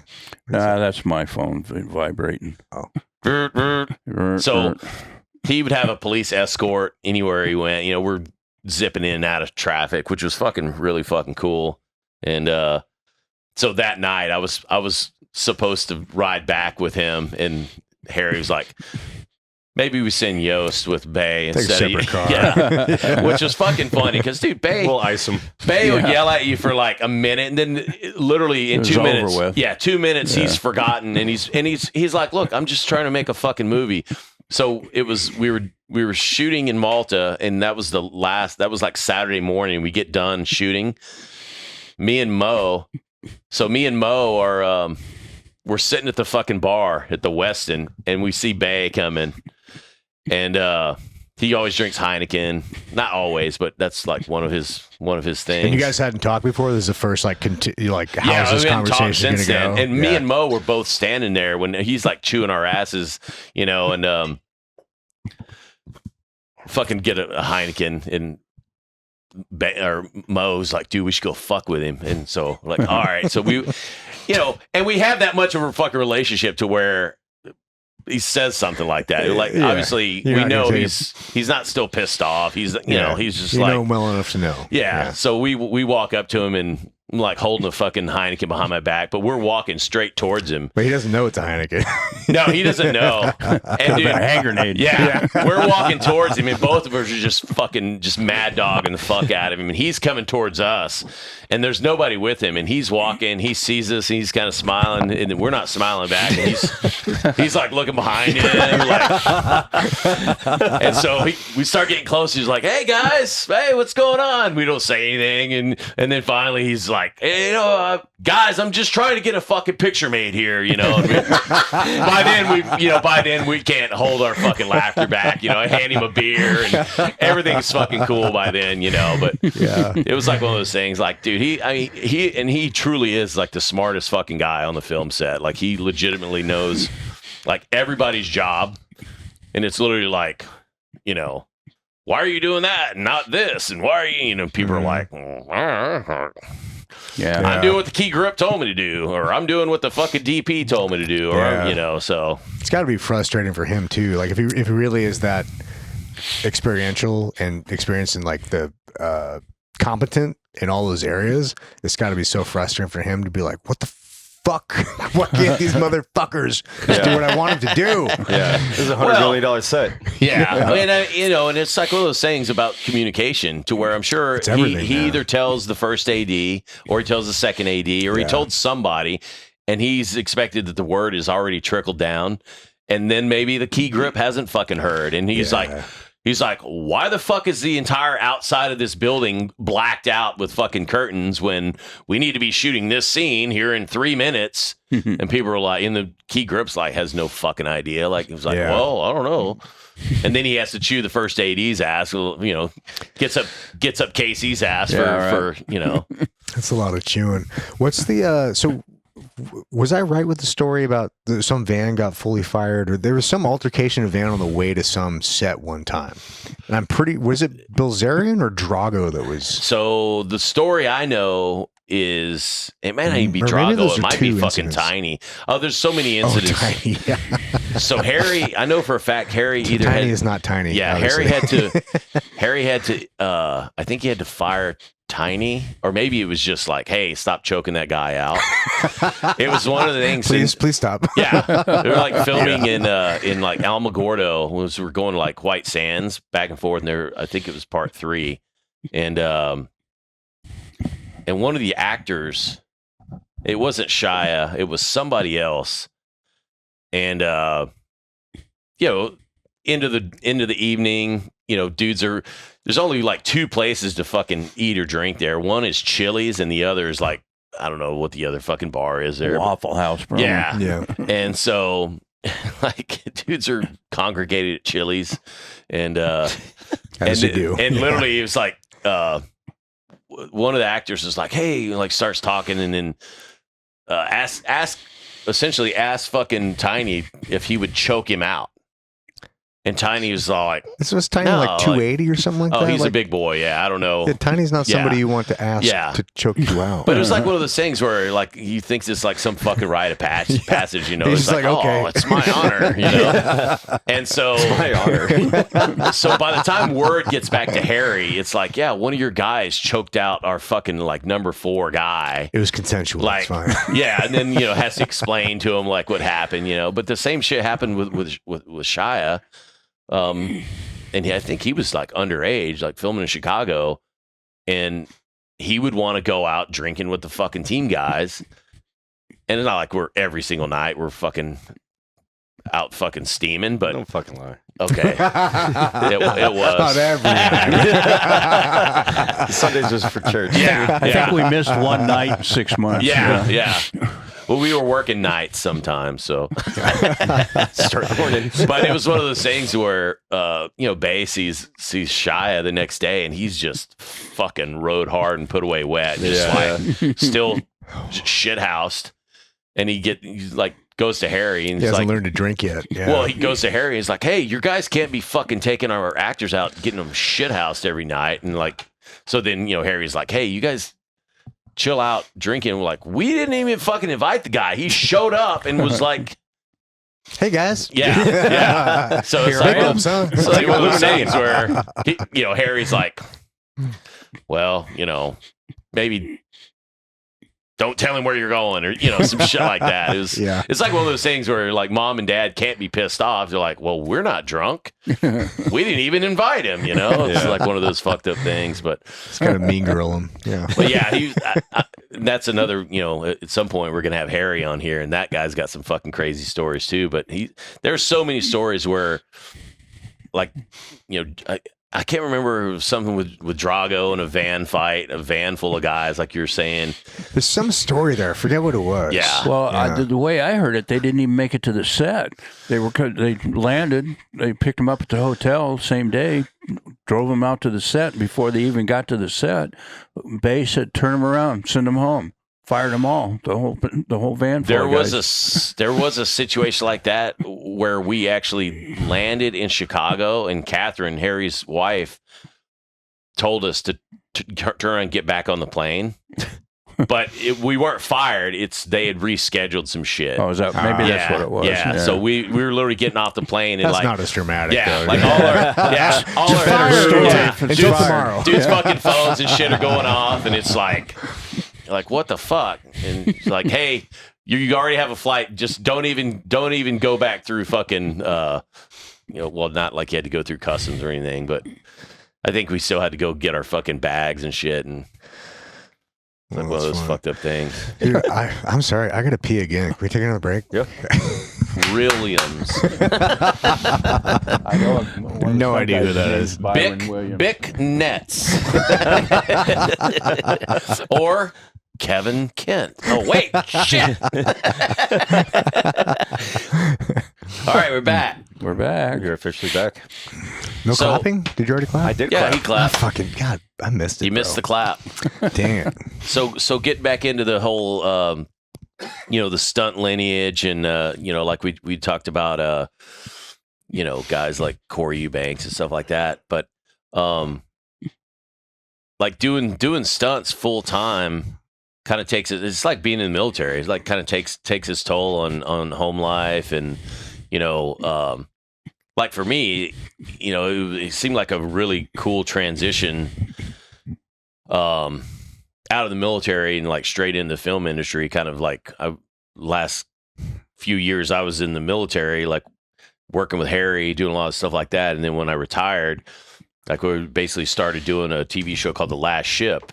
And I kind of just transitioned into that, kind of learned how to be a TA. But I mean, it was essentially living in LA 5 days a week, and then driving back, spending time, in San Diego with the wife and kids. I mean, how did you navigate that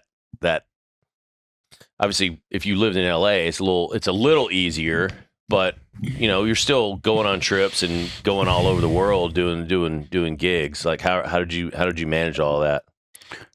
Well, I pretty much missed my kids growing up, you know. Yeah. My wife was third generation stunt family, 3 generations. Wow. Her grandfather was basically the grandfather of stunts. His name was Yakima Nut. And I don't know if you've ever heard of him. You guys are maybe too young. But Yeah. he's the guy that started back in doubling John Wayne and playing parts in the B westerns and stuff like that. He was innovative in creating a lot of what are now modern stunts. He was the guy. He started it all, basically. And he's very famous. There's a couple of books that he wrote, and there's some books about him. You can Google him, Yakima Nut. How do you spell that? Is that one word or 2? 2 words. Yakima Nut? Where do you split the words? Yaka. See, that's Yakima was his. That was his nickname. That was his Yakima. nickname. Okay. Yeah, Okay. Yakima, and then last name Knut. Okay, Yakima Nut. There we go. I was confused on that. Yeah, I'm like, all right, we got to iron this out. I got 2 more syllables. I don't know where to cut it. Struthers calling me. Is he? Yeah. That motherfucker. He was supposed to be on the show tomorrow. Oh, I tell right. you, He bailed on you? bailed. I'll call him back. Yeah. Oh, here Anyway, he is, Yakima Nut. yeah. He was born 1895. Jesus Christ. What? 7-time world champion Yeah, cowboy. no shit, I'm a little too young to know 7-time who he is. world champion cowboy? Mm-hmm. Holy And, cow. Yeah, double Clark Gable, John Wayne. So he didn't really do much. No. Jesus. Anyway, he was innovative, and most of what you see today is based on a lot of the stuff that he developed back. He came up with the running W, you know, for horses. You see the horses go end over end, and That's the running W? yeah, it's called a running Actually, W. can you explain that? Because I've always wondered. I know that like PETA has to be on set, and you have these animal advocates on set in order to make sure that everything's right. But like, how the fuck do you spear a horse and like huck it down the ground and then have it go over? Well, you can't do that anymore. Ran out of horses. Well, I'm sure That's how you do that. I'm sure that's pretty not relatively new, but I'm sure in the 70s they probably didn't have like advocates like ASPCA. Yeah, the running W's and the pitfalls and all that kind of stuff, and the toe tappers. That all kind of went out in the 60s and early 70s. That PETA got involved, the Humane Society, and it just was, you couldn't do it I mean, anymore. how many productions did you legitimately like just fuck up some horses? They and never people? killed any horses doing Oh, those. well, that's good. Yeah, They killed more of them at the Del Mar racetrack, just going in circles. exactly. Yeah. So, can Yeah. you explain this W? Well, it's basically a rig. I won't go into too much detail, but it basically it's around their ankle like that, and a cable comes up, goes through a ring in their belly, and then around on their back, and string out a cable behind them, and they run to the end of the cable, and it snatches their leg up and basically just flips them end over end. Gotcha, bitch. And as it snaps them up, it breaks loose. Everything breaks loose, so they're free. Yeah. To tumble. That's Yeah. a pretty basic explanation, but anyway. Wow. Yeah, that's pretty crazy. And then a pitfall, because you couldn't do running W's. Like if you go back and watch some of the old epic pictures, like Khartoum, Fall of the Roman Empire, El Cid, Ben-Hur. Yep. You see all these, their horses going down side by side and everything. Well, you couldn't really do 2 horses side by side with a running W because of the cable. Yeah. So what they did is they literally dig a pit and then cover it over with a tarp or thin lumber or whatever, and cover it with dirt, and you just basically ride the horse into the pit.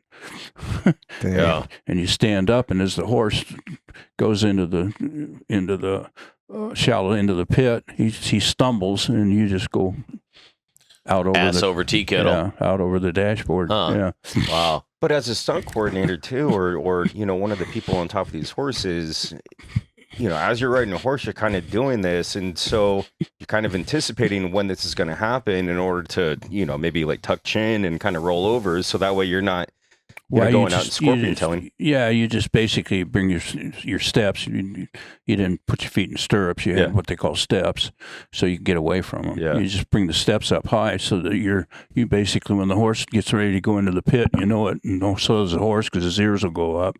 And you just basically stand up, let the horse go out from under you, and slings you out. Jump free. Yeah. Wait, so the horse's nose is going on too? Sometimes. Oh shit! They have to fucking help dig the pit. Yeah. Who do you think hauled the dirt? Get out there. Tail out there. Anyway, Give me that shovel, motherfucker. that's the stuff they did way back in the 30s, 40s, Yeah. and 50s, Wow. on those kind of movies. Obviously, we don't do that anymore. But anyway, Yak came up with a lot of that, most of the innovation on that. Yeah. He's the guy that, have you ever heard of the movie Stagecoach? John Yeah, Wayne, yep. the guy that went underneath the coach and horses ran over him and he grabs the back, goes up. That was Yak. Okay. Yeah. Which God damn it, Indiana Jones was a recreation of that, right? Going under. Terry Leonard did yeah. Terry went down and picked Yak's brain for days. Holy shit! Figuring Yeah. out how he did that. So Yeah. basically, Indiana Jones, where fucking Harrison Ford goes over the hood of the fucking vehicle, and then he goes down underneath. He's basically like, he's being drugged behind the vehicle and comes up over the top. And that was cool. Recreation of the Stagecoach. Recreation. That was of the Terry same. Leonard did that. Wow, that's pretty crazy. So that was your wife's grandpa? Grandfather, yeah. So her dad, Tap. Ex-wife. Yeah. No. My first wife was my ex-wife. Tina was my wife's name. We were married until she passed away. Oh, right on. Yeah.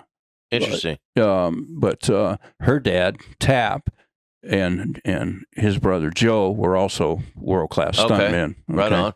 So I had met Tap before I even met Tina, my wife. Oh, okay. We became really good friends and did all this stuff together, and I learned a lot from him. He was by then he was retired out of the business, but I still learned a lot from him. Oh, I bet. We went out and we did dirt bike riding and kayaking and just did everything together, So Tina was getting divorced from her first husband and moved back home, and I was getting divorced from my first wife.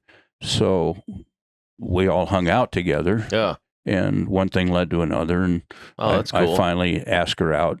I went to Tap and I said, I hope you don't mind. I'm going to ask Tina out on a date. What? He says, gives me the, and anybody going to be kissing my sister's going to be me. And I ain't even from Alabama. So, yeah. So, anyway, that's how we met. The rest is history. Well, when we got married, because her grandfather was a stuntman, her dad was a stuntman, her uncle was a stuntman, her brother was a stuntman. And now her husband's a stuntman. She looked at the preacher when we were getting married, and she looked him straight in the face, I swear to God, and said, I can't believe I'm marrying a fucking stuntman. Yeah. Yep. But she did, and we were together 30 years. Yeah. Awesome. Wow. Congrats. That's awesome. Yeah. Wow. They weren't all peaches and cream, but So was she working in the industry as well? Nope, never did. She didn't. None of the kids did. Didn't want to. So I'm kind of the last of the. Yeah. What did she do? Basically stayed home and ragged on me mostly. No, Seems to be a common hobby. Yeah, she went back to college after we got married, got a degree, became proficient in Spanish. They wanted to actually send her to Colombia or somewhere and teach English to the Spanish kids down there, or to the Spanish speakers. And, she started a couple of her own endeavors and stuff like that, but mostly a housewife, Right on. raised the kids. I was always gone. So did you have any, because you have obviously deep roots in the stunt community, and then your wife having a 3-generation legacy in the stunt community, did you want your kids to go into that, or do they just well, it wouldn't have bothered me if they had, but you can't push that on them. Yeah. You can't. You Yeah. know, I imagine it's kind of like a legacy military thing too. Yeah. Where it's Yeah. like it's an option, but like you can't force that kind of thing. Yeah, I think probably, and I'm pretty sure what I told them is, look, if you really want to get into this business, I'll help you all I can. But number one, you got to really want it, because it ain't easy. Yeah. So you really got to want it. You got to crave it, you know. And number two, if you don't want to do it, that's fine with me too. Yeah. So you can't push them into it, because it wouldn't have worked. I think anything difficult, you have to be a little bit obsessed with it to make it Oh, work. totally. You know? Well, especially too coming from like a long history of stunt people. I mean, there's a name to be said. It'd be like the same thing, like somebody who's 3 deep and both parents have been team guys. It's like you can't. It's a lot to live It's up hard to after push a that while. onto a kid and go, "Hey, It's a lot yeah, of pressure. you're a 3rd generation team guy. You're a 3rd generation, same thing." Like when, I know so many like legacy stuntmen who've come around and their parents are coordinators. But I mean, even somebody as legendary as Yakima is like, Jesus Christ. Like you look at that and go, dude, the guy literally pioneered a lot of the fucking traits. Was Yukon Jack based on that? Because that sounds very similar to Yukon Jack from the Yukon Jack, the whiskey. No, from the Abominable Snowman character. He's like this. Anyway, Is his name sorry. Yukon Jack? I thought his name's something else. Anyway, sorry. This guy carries like sidetrack. a hammer and a fucking revolver. Yeah, but they're all forward to the hips. He's like ready to go, bro. Is his name Yukon Jack? So, I might be fucking it up, but it's something. Anyway, so I'll have to look it up now. Bad sidetrack. Bad sidetrack. But yeah, it's like one of those things, because people have asked me that shit before too. Like, dude, either one of your boys want to be team guys? And I'm like, not really. Yeah. Like I'd take my kids and take them to base, and they would run the obstacle course, and they'd always wear their fucking, team guy shirts and shit like that. But once you start down that path, it's like it's a dedication. It's like, hey, like, Yeah, you can't half-ass it. you got to be at 110% committed. Yeah. And the bigger legacy you have, like the more pressure it is on a kid too, and then it's just a lot. Yeah, exactly. I was kind of thinking the whole DJ Shipley thing too. With his dad and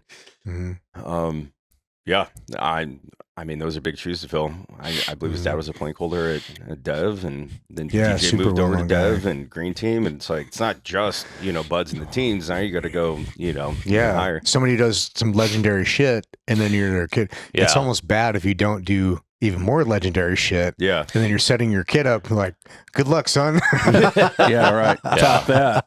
yeah. Yeah, I don't think Don was ever at Dev Group, but he was at Team okay. 1 and Team 2, but I don't know if he was ever at. I don't know.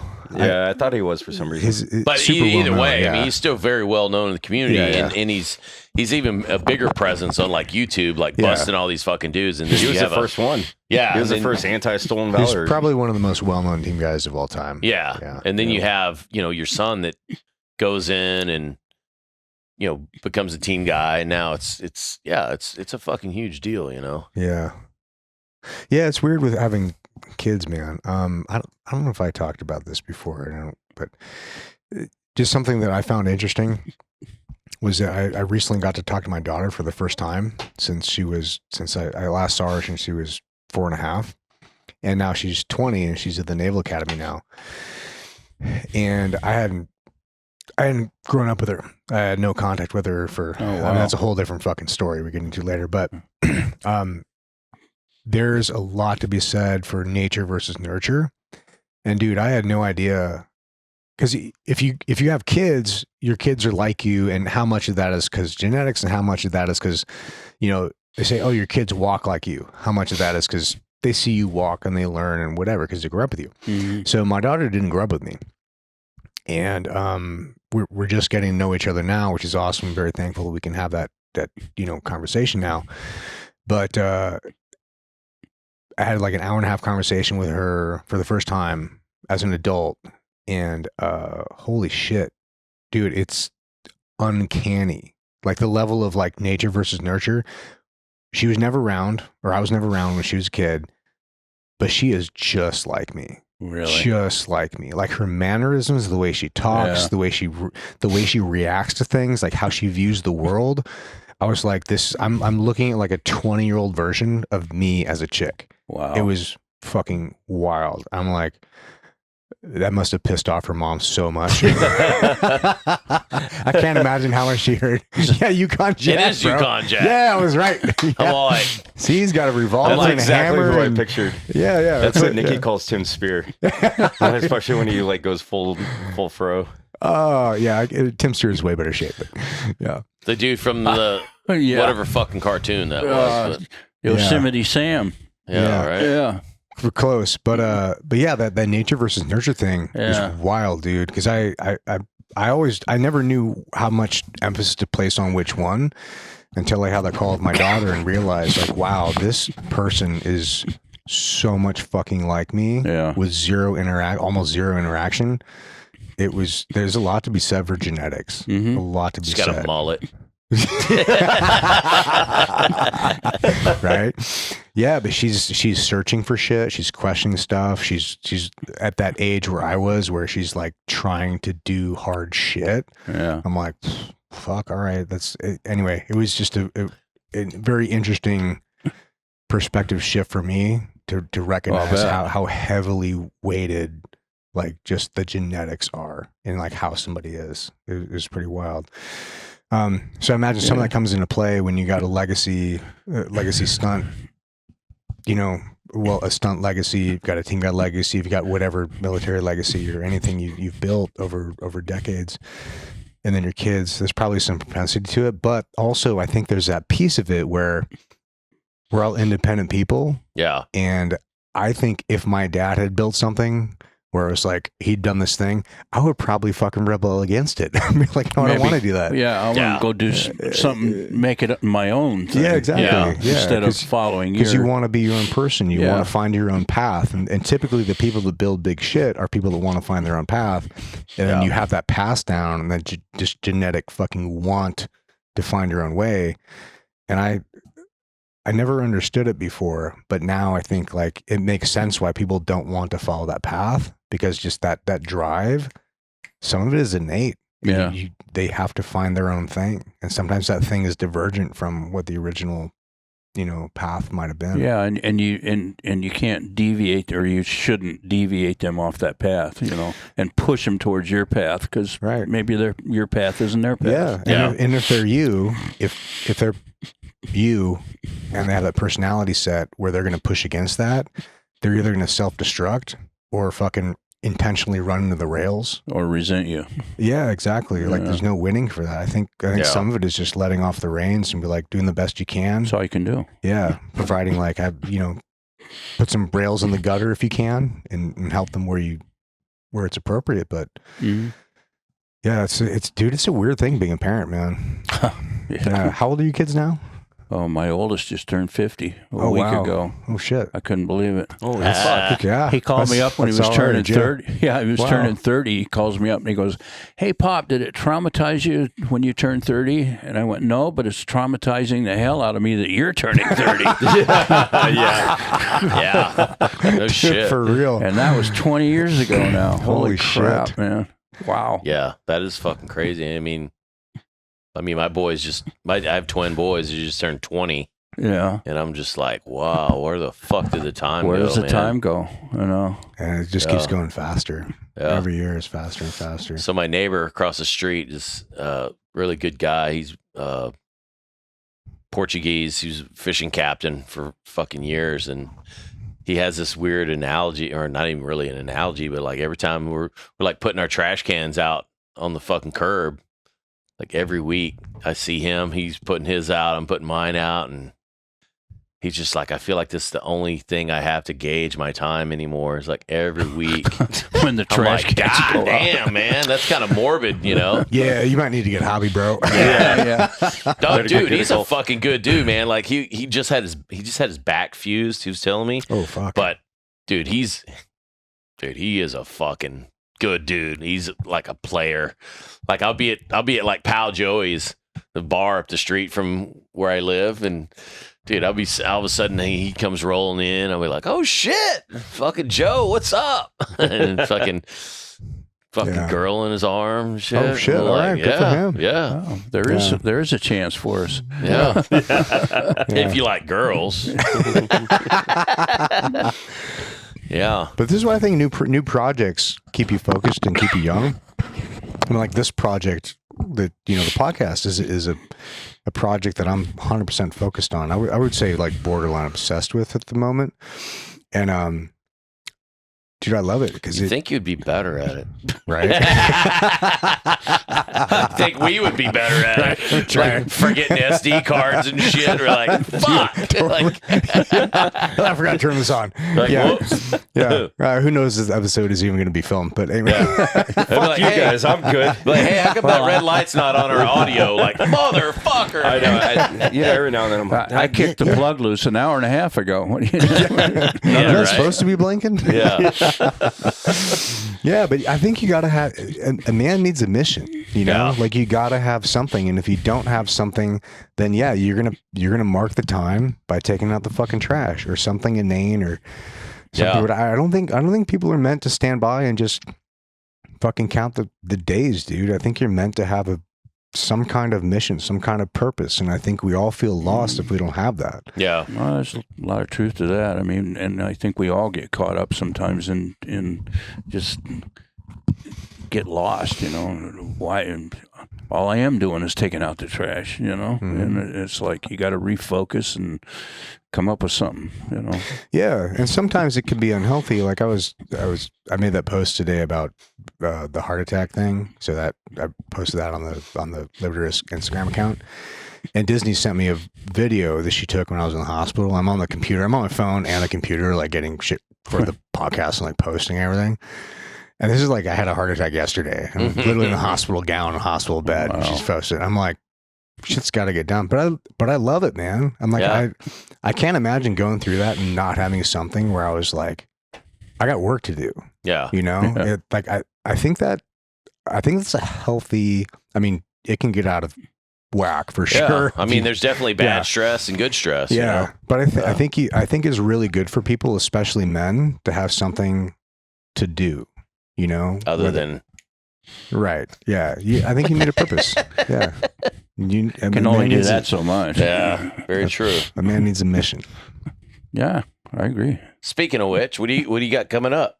Got anything coming up next? Looks like I'm going to Texas 1st of Nice. December. Nice. I think That's cool. I think it might be for that lioness. Yeah. I was down there earlier in the year on Landman, but I think they're down right now. So Yeah. I think I think Landman is coming out. it's just out. Just yeah, out. we were Just- talking about that earlier. it just came out. Dude, I that's think such a They good got a new fucking series out now, Yeah. or a new Or sorry, a a new second episode. New season. season 2. Season. Yeah. Dude, that's I am such a fired great up. show. Actually, because we were talking about it earlier, and it might be one of the best series I've ever seen. It's and so the good. writers It's really for- good. The writing, the acting. Yeah, everything's it's good. just Yeah. fucking so good. So I'm going to start it all over again. That way I can get Nikki on board, and then we can blend it in season 2. Yeah. Yeah. But what is it like working on Taylor Sheridan Productions? Because Well, he that's- seems like the only anti-woke, kind of director in the industry. Yeah. Actually, that's the first one I've worked on. Yeah. Of his stuff. I wanted to work on Yellowstone and those, but I didn't make the cut. And I was out doing other shows and stuff. But this is the first one, or that earlier this year. Yeah. So I didn't meet him. I knew Billy Bob from before. Yeah. So we got along. We always got along great.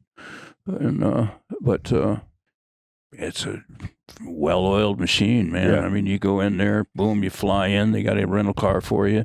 They drive to the hotel, got a nice hotel. Show up the next morning, everything's clicking. It's not like some of these productions. You show up and there's all this confusion in the morning. Oh man, what are we going to do now? And this and that. And these guys are dialed. Yeah. Well, where were you filming Landman at? Where's that based out of? El Paso? No, Dallas, Fort Dallas. Worth. Yeah. Fort Fort Worth. Worth. Yeah. It's amazing how It's much all like the weight same area, right? And he logistics is. rents out his The 3 His little ranch. Yeah, Yeah. and I think he's got a big ranch up there somewhere. Like The Posh- 4.6s? Posh Ranch. Yeah. Didn't he buy the 4.6s? I like think the real so. 4.6s? Yeah, But that's down south, isn't it? I thought so. Yeah, like more down by the King Ranch, Yeah. I think. Because I know he's running like shooting programs out of there with like tier 1 guys that just kind of have access to it, and now he's kind of starting to pull like Luttrell, and I heard like throwing zebras and camels and shit. So he's a legit. I mean, I don't know shit about fucking horses. My wife does, but watching him on the show doing that, whatever the fucking cutting. I mean, he's fucking legit. Oh yeah, He's a good rider, dude. oh yeah, yeah, and he's got the money to buy the best horses. I wanted to work on Yellowstone just to watch those horses work. I Yeah. didn't give a shit about doing the stunts. I wanted to watch those horses work. Yeah. It seems Man, like you would those- have been a prime candidate for it too, especially I with the background. always thought so. Yeah, it's just Yeah. one of the woulda, shoulda, couldas. I maybe a little too old for the. Yeah, You know. Yeah. So Yeah, on horses are that on tough. that show Landman, there's a scene. I don't know. It just popped up the other day, and I sent it to my buddy. His name is Victor Dobro. I don't know if I pronounced it D-O-B-R-O. I don't even know. if Sounds that's right. Well, I met him whenever I was doing a spinoff of a Walking Dead show in like 2020 in Virginia, and he was former cop, or no, he was a cop at the time in Maryland who had been in New Mexico as a police officer in Albuquerque PD, but he was he was trying to be an actor, and he was doing background on this show, and it was kind of funny because he kept picking our brains, and he was like, "Hey, how do I get into stunts? How do I do this?" And do military advising, or not military advising, but he's a police officer, so I could do this. And so he wound up pulling a couple roles, here and there. And then I see him. So on Landman, when Billy Bob, he's outside, I want to say it's like a fucking hospital or something. He's smoking a cigarette. That's such a great role for Billy Bob too. It's so perfect, dude. Smoking cigarettes. No. But so Victor's character, he's a cop, and he walks out and he goes, "Hey," Oh, he's fucking with him. he goes, Yeah, "Hey, saw it, yeah. you can't smoke here." And Billy Bob's like, "Dude, really? Like what the fuck?" And he's like, and I think he said something like, "Don't you have some fucking bedpans to change," or some shit like that. And they're just back and forth. But I sent that to Victor yesterday, and he was just like, "Oh man," he's like, but yeah, you're right. That scene, he plays a fucking, I don't even know. I guess he's just a fucking asshole, like in the show. Billy Bob? No, he's just an everyman. No, yeah, but it's so he's so good at So fucking at like super competent everyman. but like the shit that he does with like fixer. the bartender, he's drinking Michelob Ultras. The bartender's like, they still got alcohol in them. He's all like, Bro, that's something I can hear you say. He bro. goes, "Dude," he goes, "Okay, remember saying- motherfucker, I'll come in here tomorrow and have 5 whiskeys and tell me which one you like better." He's like a Like, skinny version of you. He's the skinny Texas version of you. He's like the old time cowboy philosophy, I think. But he's got a sarcastic streak to him that comes out but overall I think he's a good guy in the show. Oh, yeah. He played that other what the fuck was it? It was on Amazon Prime. Bad Santa? No, it was a I series. worked on that. No, it was a series. It was called God damn it. Goliath? Oh, I think I know. He's like a the lawyer. name. I don't know what that is. Yeah. Yeah, he played a I think it was called Goliath. Something like that. Yeah. I think And so. it was a pretty good role too. I think there was like 2 seasons maybe. But yeah, he definitely knows how to fucking act. I mean, he's, to this day, the Sling Blade one's pretty good too. what isn't he banging out Mustard and Angelina biscuits. Jolie back in the day too? Do they get married with They like were vials married. of their blood around each other's Yeah. necks? That was crazy. He was wearing it the first time I worked with him. He was wearing the vial of blood. He invited me to his house to a party. I went, God, I really appreciate it, dude, but I don't think so. That's kind of weird. He's like, "Come on, I'll give you some of this blood." I would have just thrown on your tiger stripes from Nam and fucking sent it. Let's get some UDT tiger stripe shorts, dude. Let's Right. go. It's go time. Right on. Well, no, that's awesome. I don't know. I know you say you potentially working on Lioness. I think it's Linus. I'm not sure. Yeah. Yeah. It's been a slow year for everybody. Yeah, but it has. What are you looking forward to next? Like, what's the big plan or the big goal, or you got anything in the works that you're pushing? Stay alive. Just waking up every day. I wake up every morning. I'm good to go. Yeah. I don't know. We took a motorhome trip here earlier in the summer, and I'd like to do a little bit more of that. I know that's kind of old man shit, but Sounds cool. Fuck it, man. Yeah. You've definitely earned it. well, you know what I've always wanted to do is Two just chicks at the same time. been there, done that. No, I always wanted to just take off, not have a destination, travel back roads, find a nice, cool little town, stay a couple of days, a week, whatever. Yeah. Just keep meandering and eventually wind up New England or wherever. Yeah. That And you know, sounds awesome. If it, actually. if it takes 6 months, who cares? Yeah, exactly. Got nothing but time. Yeah. Yeah. It's like a really long bar crawl. Basically. That'd be that- cool. That sounds really cool. My luck, I would start off. I would get to like El Centro, and I would fucking die or some shit. Or the rig breaks down. Yeah. Which I've had happen. Yeah. Yeah, I get to fucking Lakeside. This looks like a good place to stop for the night. Yeah. We've driven fucking 4 miles. Been driving for an hour and a half. This is far We got a enough. house here.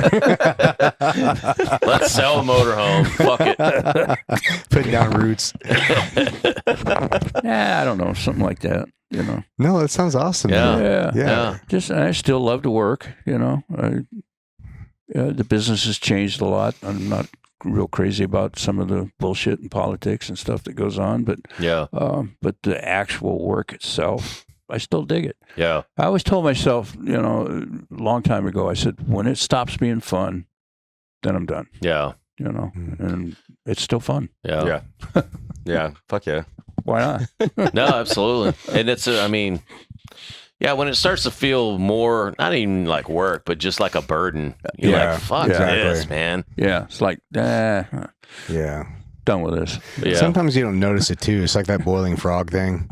Like the water just gets 1 degree hotter over time, and you don't notice. And one time you wake up and you're like, "Fuck this Yeah. shit." Yeah.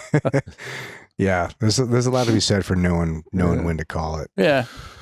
Speaking of calling it, what do you think? You ready, folks? Good place? Yeah. Yeah. Are you on any social media, or where can people find you? I'm not really. I mean, It's probably smart. You're not missing anything. yeah. Yeah. I'm not. I think I have a YouTube channel, but I don't even know what it is because I think somebody else did it for me. And Yeah. one of the producers I was working for got me on the Instagram. I would have never got on it. He said, "Oh no, you got to be on Instagram, man." He set me up an account. But no, I'm not really. Let's see if you're on If you're on YouTube. You can. Jim Wilke. Well, no. It says scare tactics. It's got your scare tactics thing you did. Yeah, there's a lot of those on there. It's on IMDb. Yeah. Updating your IMDb is like fucking pulling teeth, by the way. Yeah, It's it pretty is. hard. Yeah.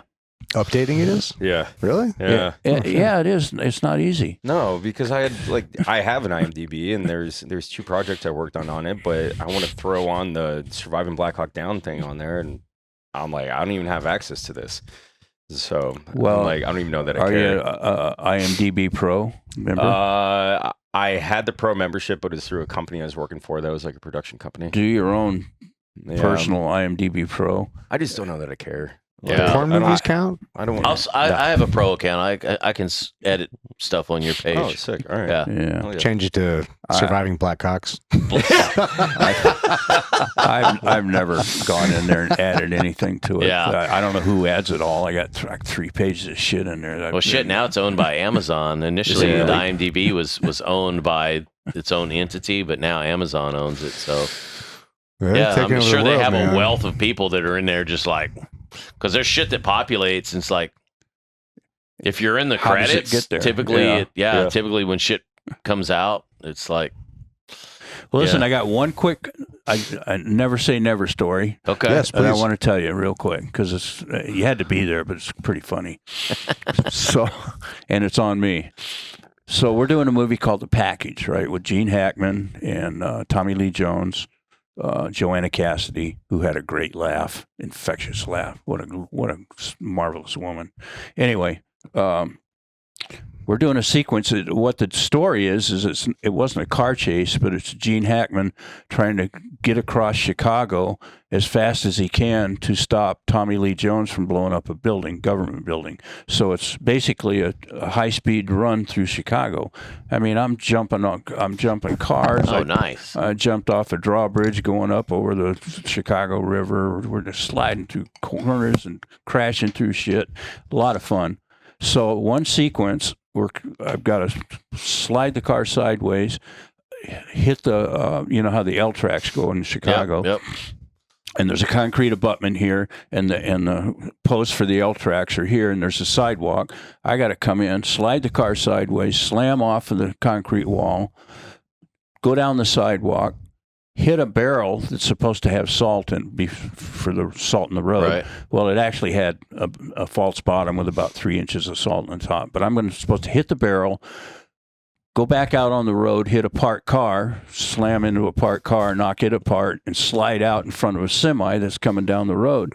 And So you're just supposed to Keep be going. a drunk driver. yeah, right, basically. California. Yeah. So, and this is all in one shot. So, and it's snowing, right? So the streets are slick and icy and everything. So the buildings in Chicago, as you well know, they're long and narrow, and the parking spots are like this. And here's the street. Here's a long, narrow building and parking spots like this. So they had gone around. They got all of the cars that didn't belong to the company off the street, just in case I hit one of them or whatever. And about 4 parking spaces in from the street next to this building, there's a brand new Cadillac, and they can't find the owner of the Cadillac. So Terry Nice. Leonard, the stunt coordinator and second unit director, comes over to me and he goes, Wilkey says, we can't find the owner of the Cadillac. And I go, never mind, Leonard, I'll never get to the Cadillac. Right? You see where this is going. Never touch the thing. I'll never get to it, Leonard. Okay, let's go. So here we go. Wham, I go up, slam off the concrete wall, hit the barrel. The barrel comes through the windshield, shatters the windshield, covers it with salt. I can't see anything, completely whited out. I missed the parked car that we had staged there, shot straight across the street and center punched the Cadillac. Of course. Of course. Were cameras rolling? Oh, yeah. And I immediately knew what happened. Yeah. Immediately, and the words immediately flashed through my mind. Don't worry, Leonard, I'll never get to the Cadillac. So I'm sitting there thinking window or aisle, right? And he comes wandering over. This is the class act that Terry Leonard is. He comes wandering over. And I won't even look at him. I haven't unbuttoned my belts. I won't get out of the car. I'm just sitting there looking down. I won't even look Like at a him. dog just shit on the carpet. Yeah. And he wanders over, and he was chewing Red Man at the time, and he spits, leans down in the window, and he goes, hit the barrel, huh? I went, yeah. I still haven't looked at him, right? He goes, whited out your windshield, didn't it? I went, yeah. You missed the parked car, didn't you? Yeah. You hit the fucking Cadillac, didn't you? Yeah. All right, you ready to do it again? That was it. Wow. See, that's a man with a mission. You got to Yeah. focus. But the rest of the movie, the unit manager followed me around like a puppy dog, going, Wilkey, these are not our cars now. These are not our cars now. Just putting orange gap just tape to on be them. sure. But I'll never forget, man. Yeah, I'll never get to that Cadillac. That's fucking awesome. A lot of lives like Anyway, that. that's That'll my never story. happen. Do you have one more for us? Because fuck, these are good. Is there one more lunatic moment that you maybe saw your life flash in front of your eyes? Well, I think I told you about the Eastwood thing. Yeah. I don't know. Rolling cameras. Yeah. way back in the westerns, we were doing a miniseries, 30-hour miniseries called Centennial, and I was up there. I was wrangling and doing stunts, and we were a tribe of Indians getting ready to attack another tribe down below. We were up on the hill. We were the Fagawis, and down below are the Wapahos, right? The Fagawis are a tribe where the chief comes up on the hill, looks around, and goes, "Where the Fagawi?" So those are the Fagawis. The Wapahos were the Italians, because the Indians couldn't ride horses, so they hire Italians to bring them down. Anyway. So they were the Wapahos. So we're getting ready to charge down off this hill and attack this tribe. Well, the director, and his name just flew out of my head. I'll think of it in a minute. But old-time Western director. But he liked realistic stuff. So we didn't have bits in the horses. We're riding them bareback, for one thing.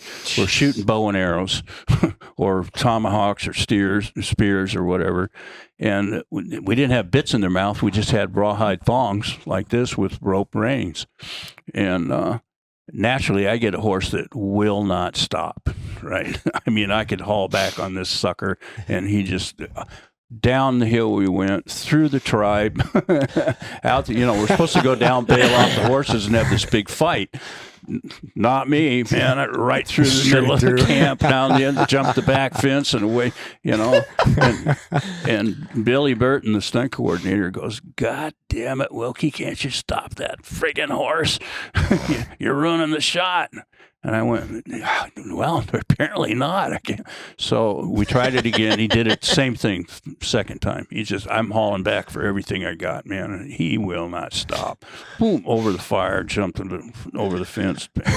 Luckily, there wasn't a cliff on the other end. Yeah. It's like, fuck this set. I'm out of here. Yeah. He just wasn't stopping. So anyway, here we go, third time. And I know Burton's pissed off at me. And I got this tomahawk with a handle about that long. Well, they used rubber, Yeah. Because you're going to actually, might hit somebody, like rubber spears and all that shit, rubber gun. Well, the rubber on those things hard as that friggin' table, right? So here we go, down off the hill, and I get about from here to the wall to the edge of the camp, and I'm hauling back on him, and he ain't slowing down one bit. So I just whacked him right in the back of the head with a tomahawk. Well, I hit him apparently right on the pole there and just knocked him out just like that. And we did the prettiest running W without the rig. Shit. Here he is tumbling through the middle of the set. Here I am tumbling through the middle of the set, going through fire, through teepees and all this bullshit. And cut. That's the best one yet. They're like, "Nice job, Wilkie." And I get up, the horse is wobbling, I'm wobbling, and Burton goes, "God damn, that was the greatest thing I've ever seen." He says, "Can you do it again?" Holy shit. Wait till the horse gets half retarded. Yeah. I found the directors. It's either Virgil Vogel. Yeah. Okay. Yeah, there's like there was 2 or 3 different directors Paul on it. Krasny, Yeah. Harry Falk, and Bernard McAvity. Yeah. Yeah. What year was that? Shit, 78, 79. It Holy says. shit! Wow. 79. Yeah, you had to be. Yeah. I was So did learning you to do it walk. again after the request? No. You get what you got. Yeah. Dude, I think most stunt coordinators, stuntmen in general too. There's a lot of sadistic motherfuckers too. Who walk up to you and be like, in the few stunts I've done, it's always like, "All right, we're going to go just a little bit faster just to see what the fuck you'll do." You're like, "Yeah, okay." Yeah. They're like, no, we got it. We don't need you to do it. Like, Thank God. thank God, dude. You're like, Yeah. It's kinda, like, oh, my fucking back. it's always that Or test. you're yeah. laying on the ground with no air in your lungs, and all right, you got one more in you, kid. We got to do it again. With the bicycle pump. Oh, sure. We forgot to roll cameras on that one. Like, fuck. Good No shit, shit. man. Oh yeah. Good. Funny I feel stuff. like it's like story time with Uncle Jim. Absolutely. Fucking great Absolutely. fucking stuff, though, Don't man. make me feel old. Thanks a lot. We're old these days. Yeah. Yeah. Hey, it's been a pleasure, guys. Except Yeah, on the thanks It's been a for- pleasure. Thanks for Jim, coming down. Thank a lot you of so much fucking for coming awesome. on. Oh, Appreciate you. pleasure. Anytime, man. As always. Anytime. Yeah. Yeah. Love the show. All right, cool. Well, that's a wrap for this episode. No social media, but we're going to be tagging you in whatever we can find on the stuff. And you guys, thank you for keeping the show alive. Yeah, sincerely appreciate it. Patreon's coming out. Make sure you subscribe. Please leave reviews on all these podcasts as they help us grow and get better guests. And I think Yeah, that's it. and give us more comments talking shit on everybody. The comments are actually pretty funny. I gotta say, I stay out of them. I don't read that shit no more. I stay out of them. I learned my lesson once. Oh, they're hilarious. I'm not a SEAL.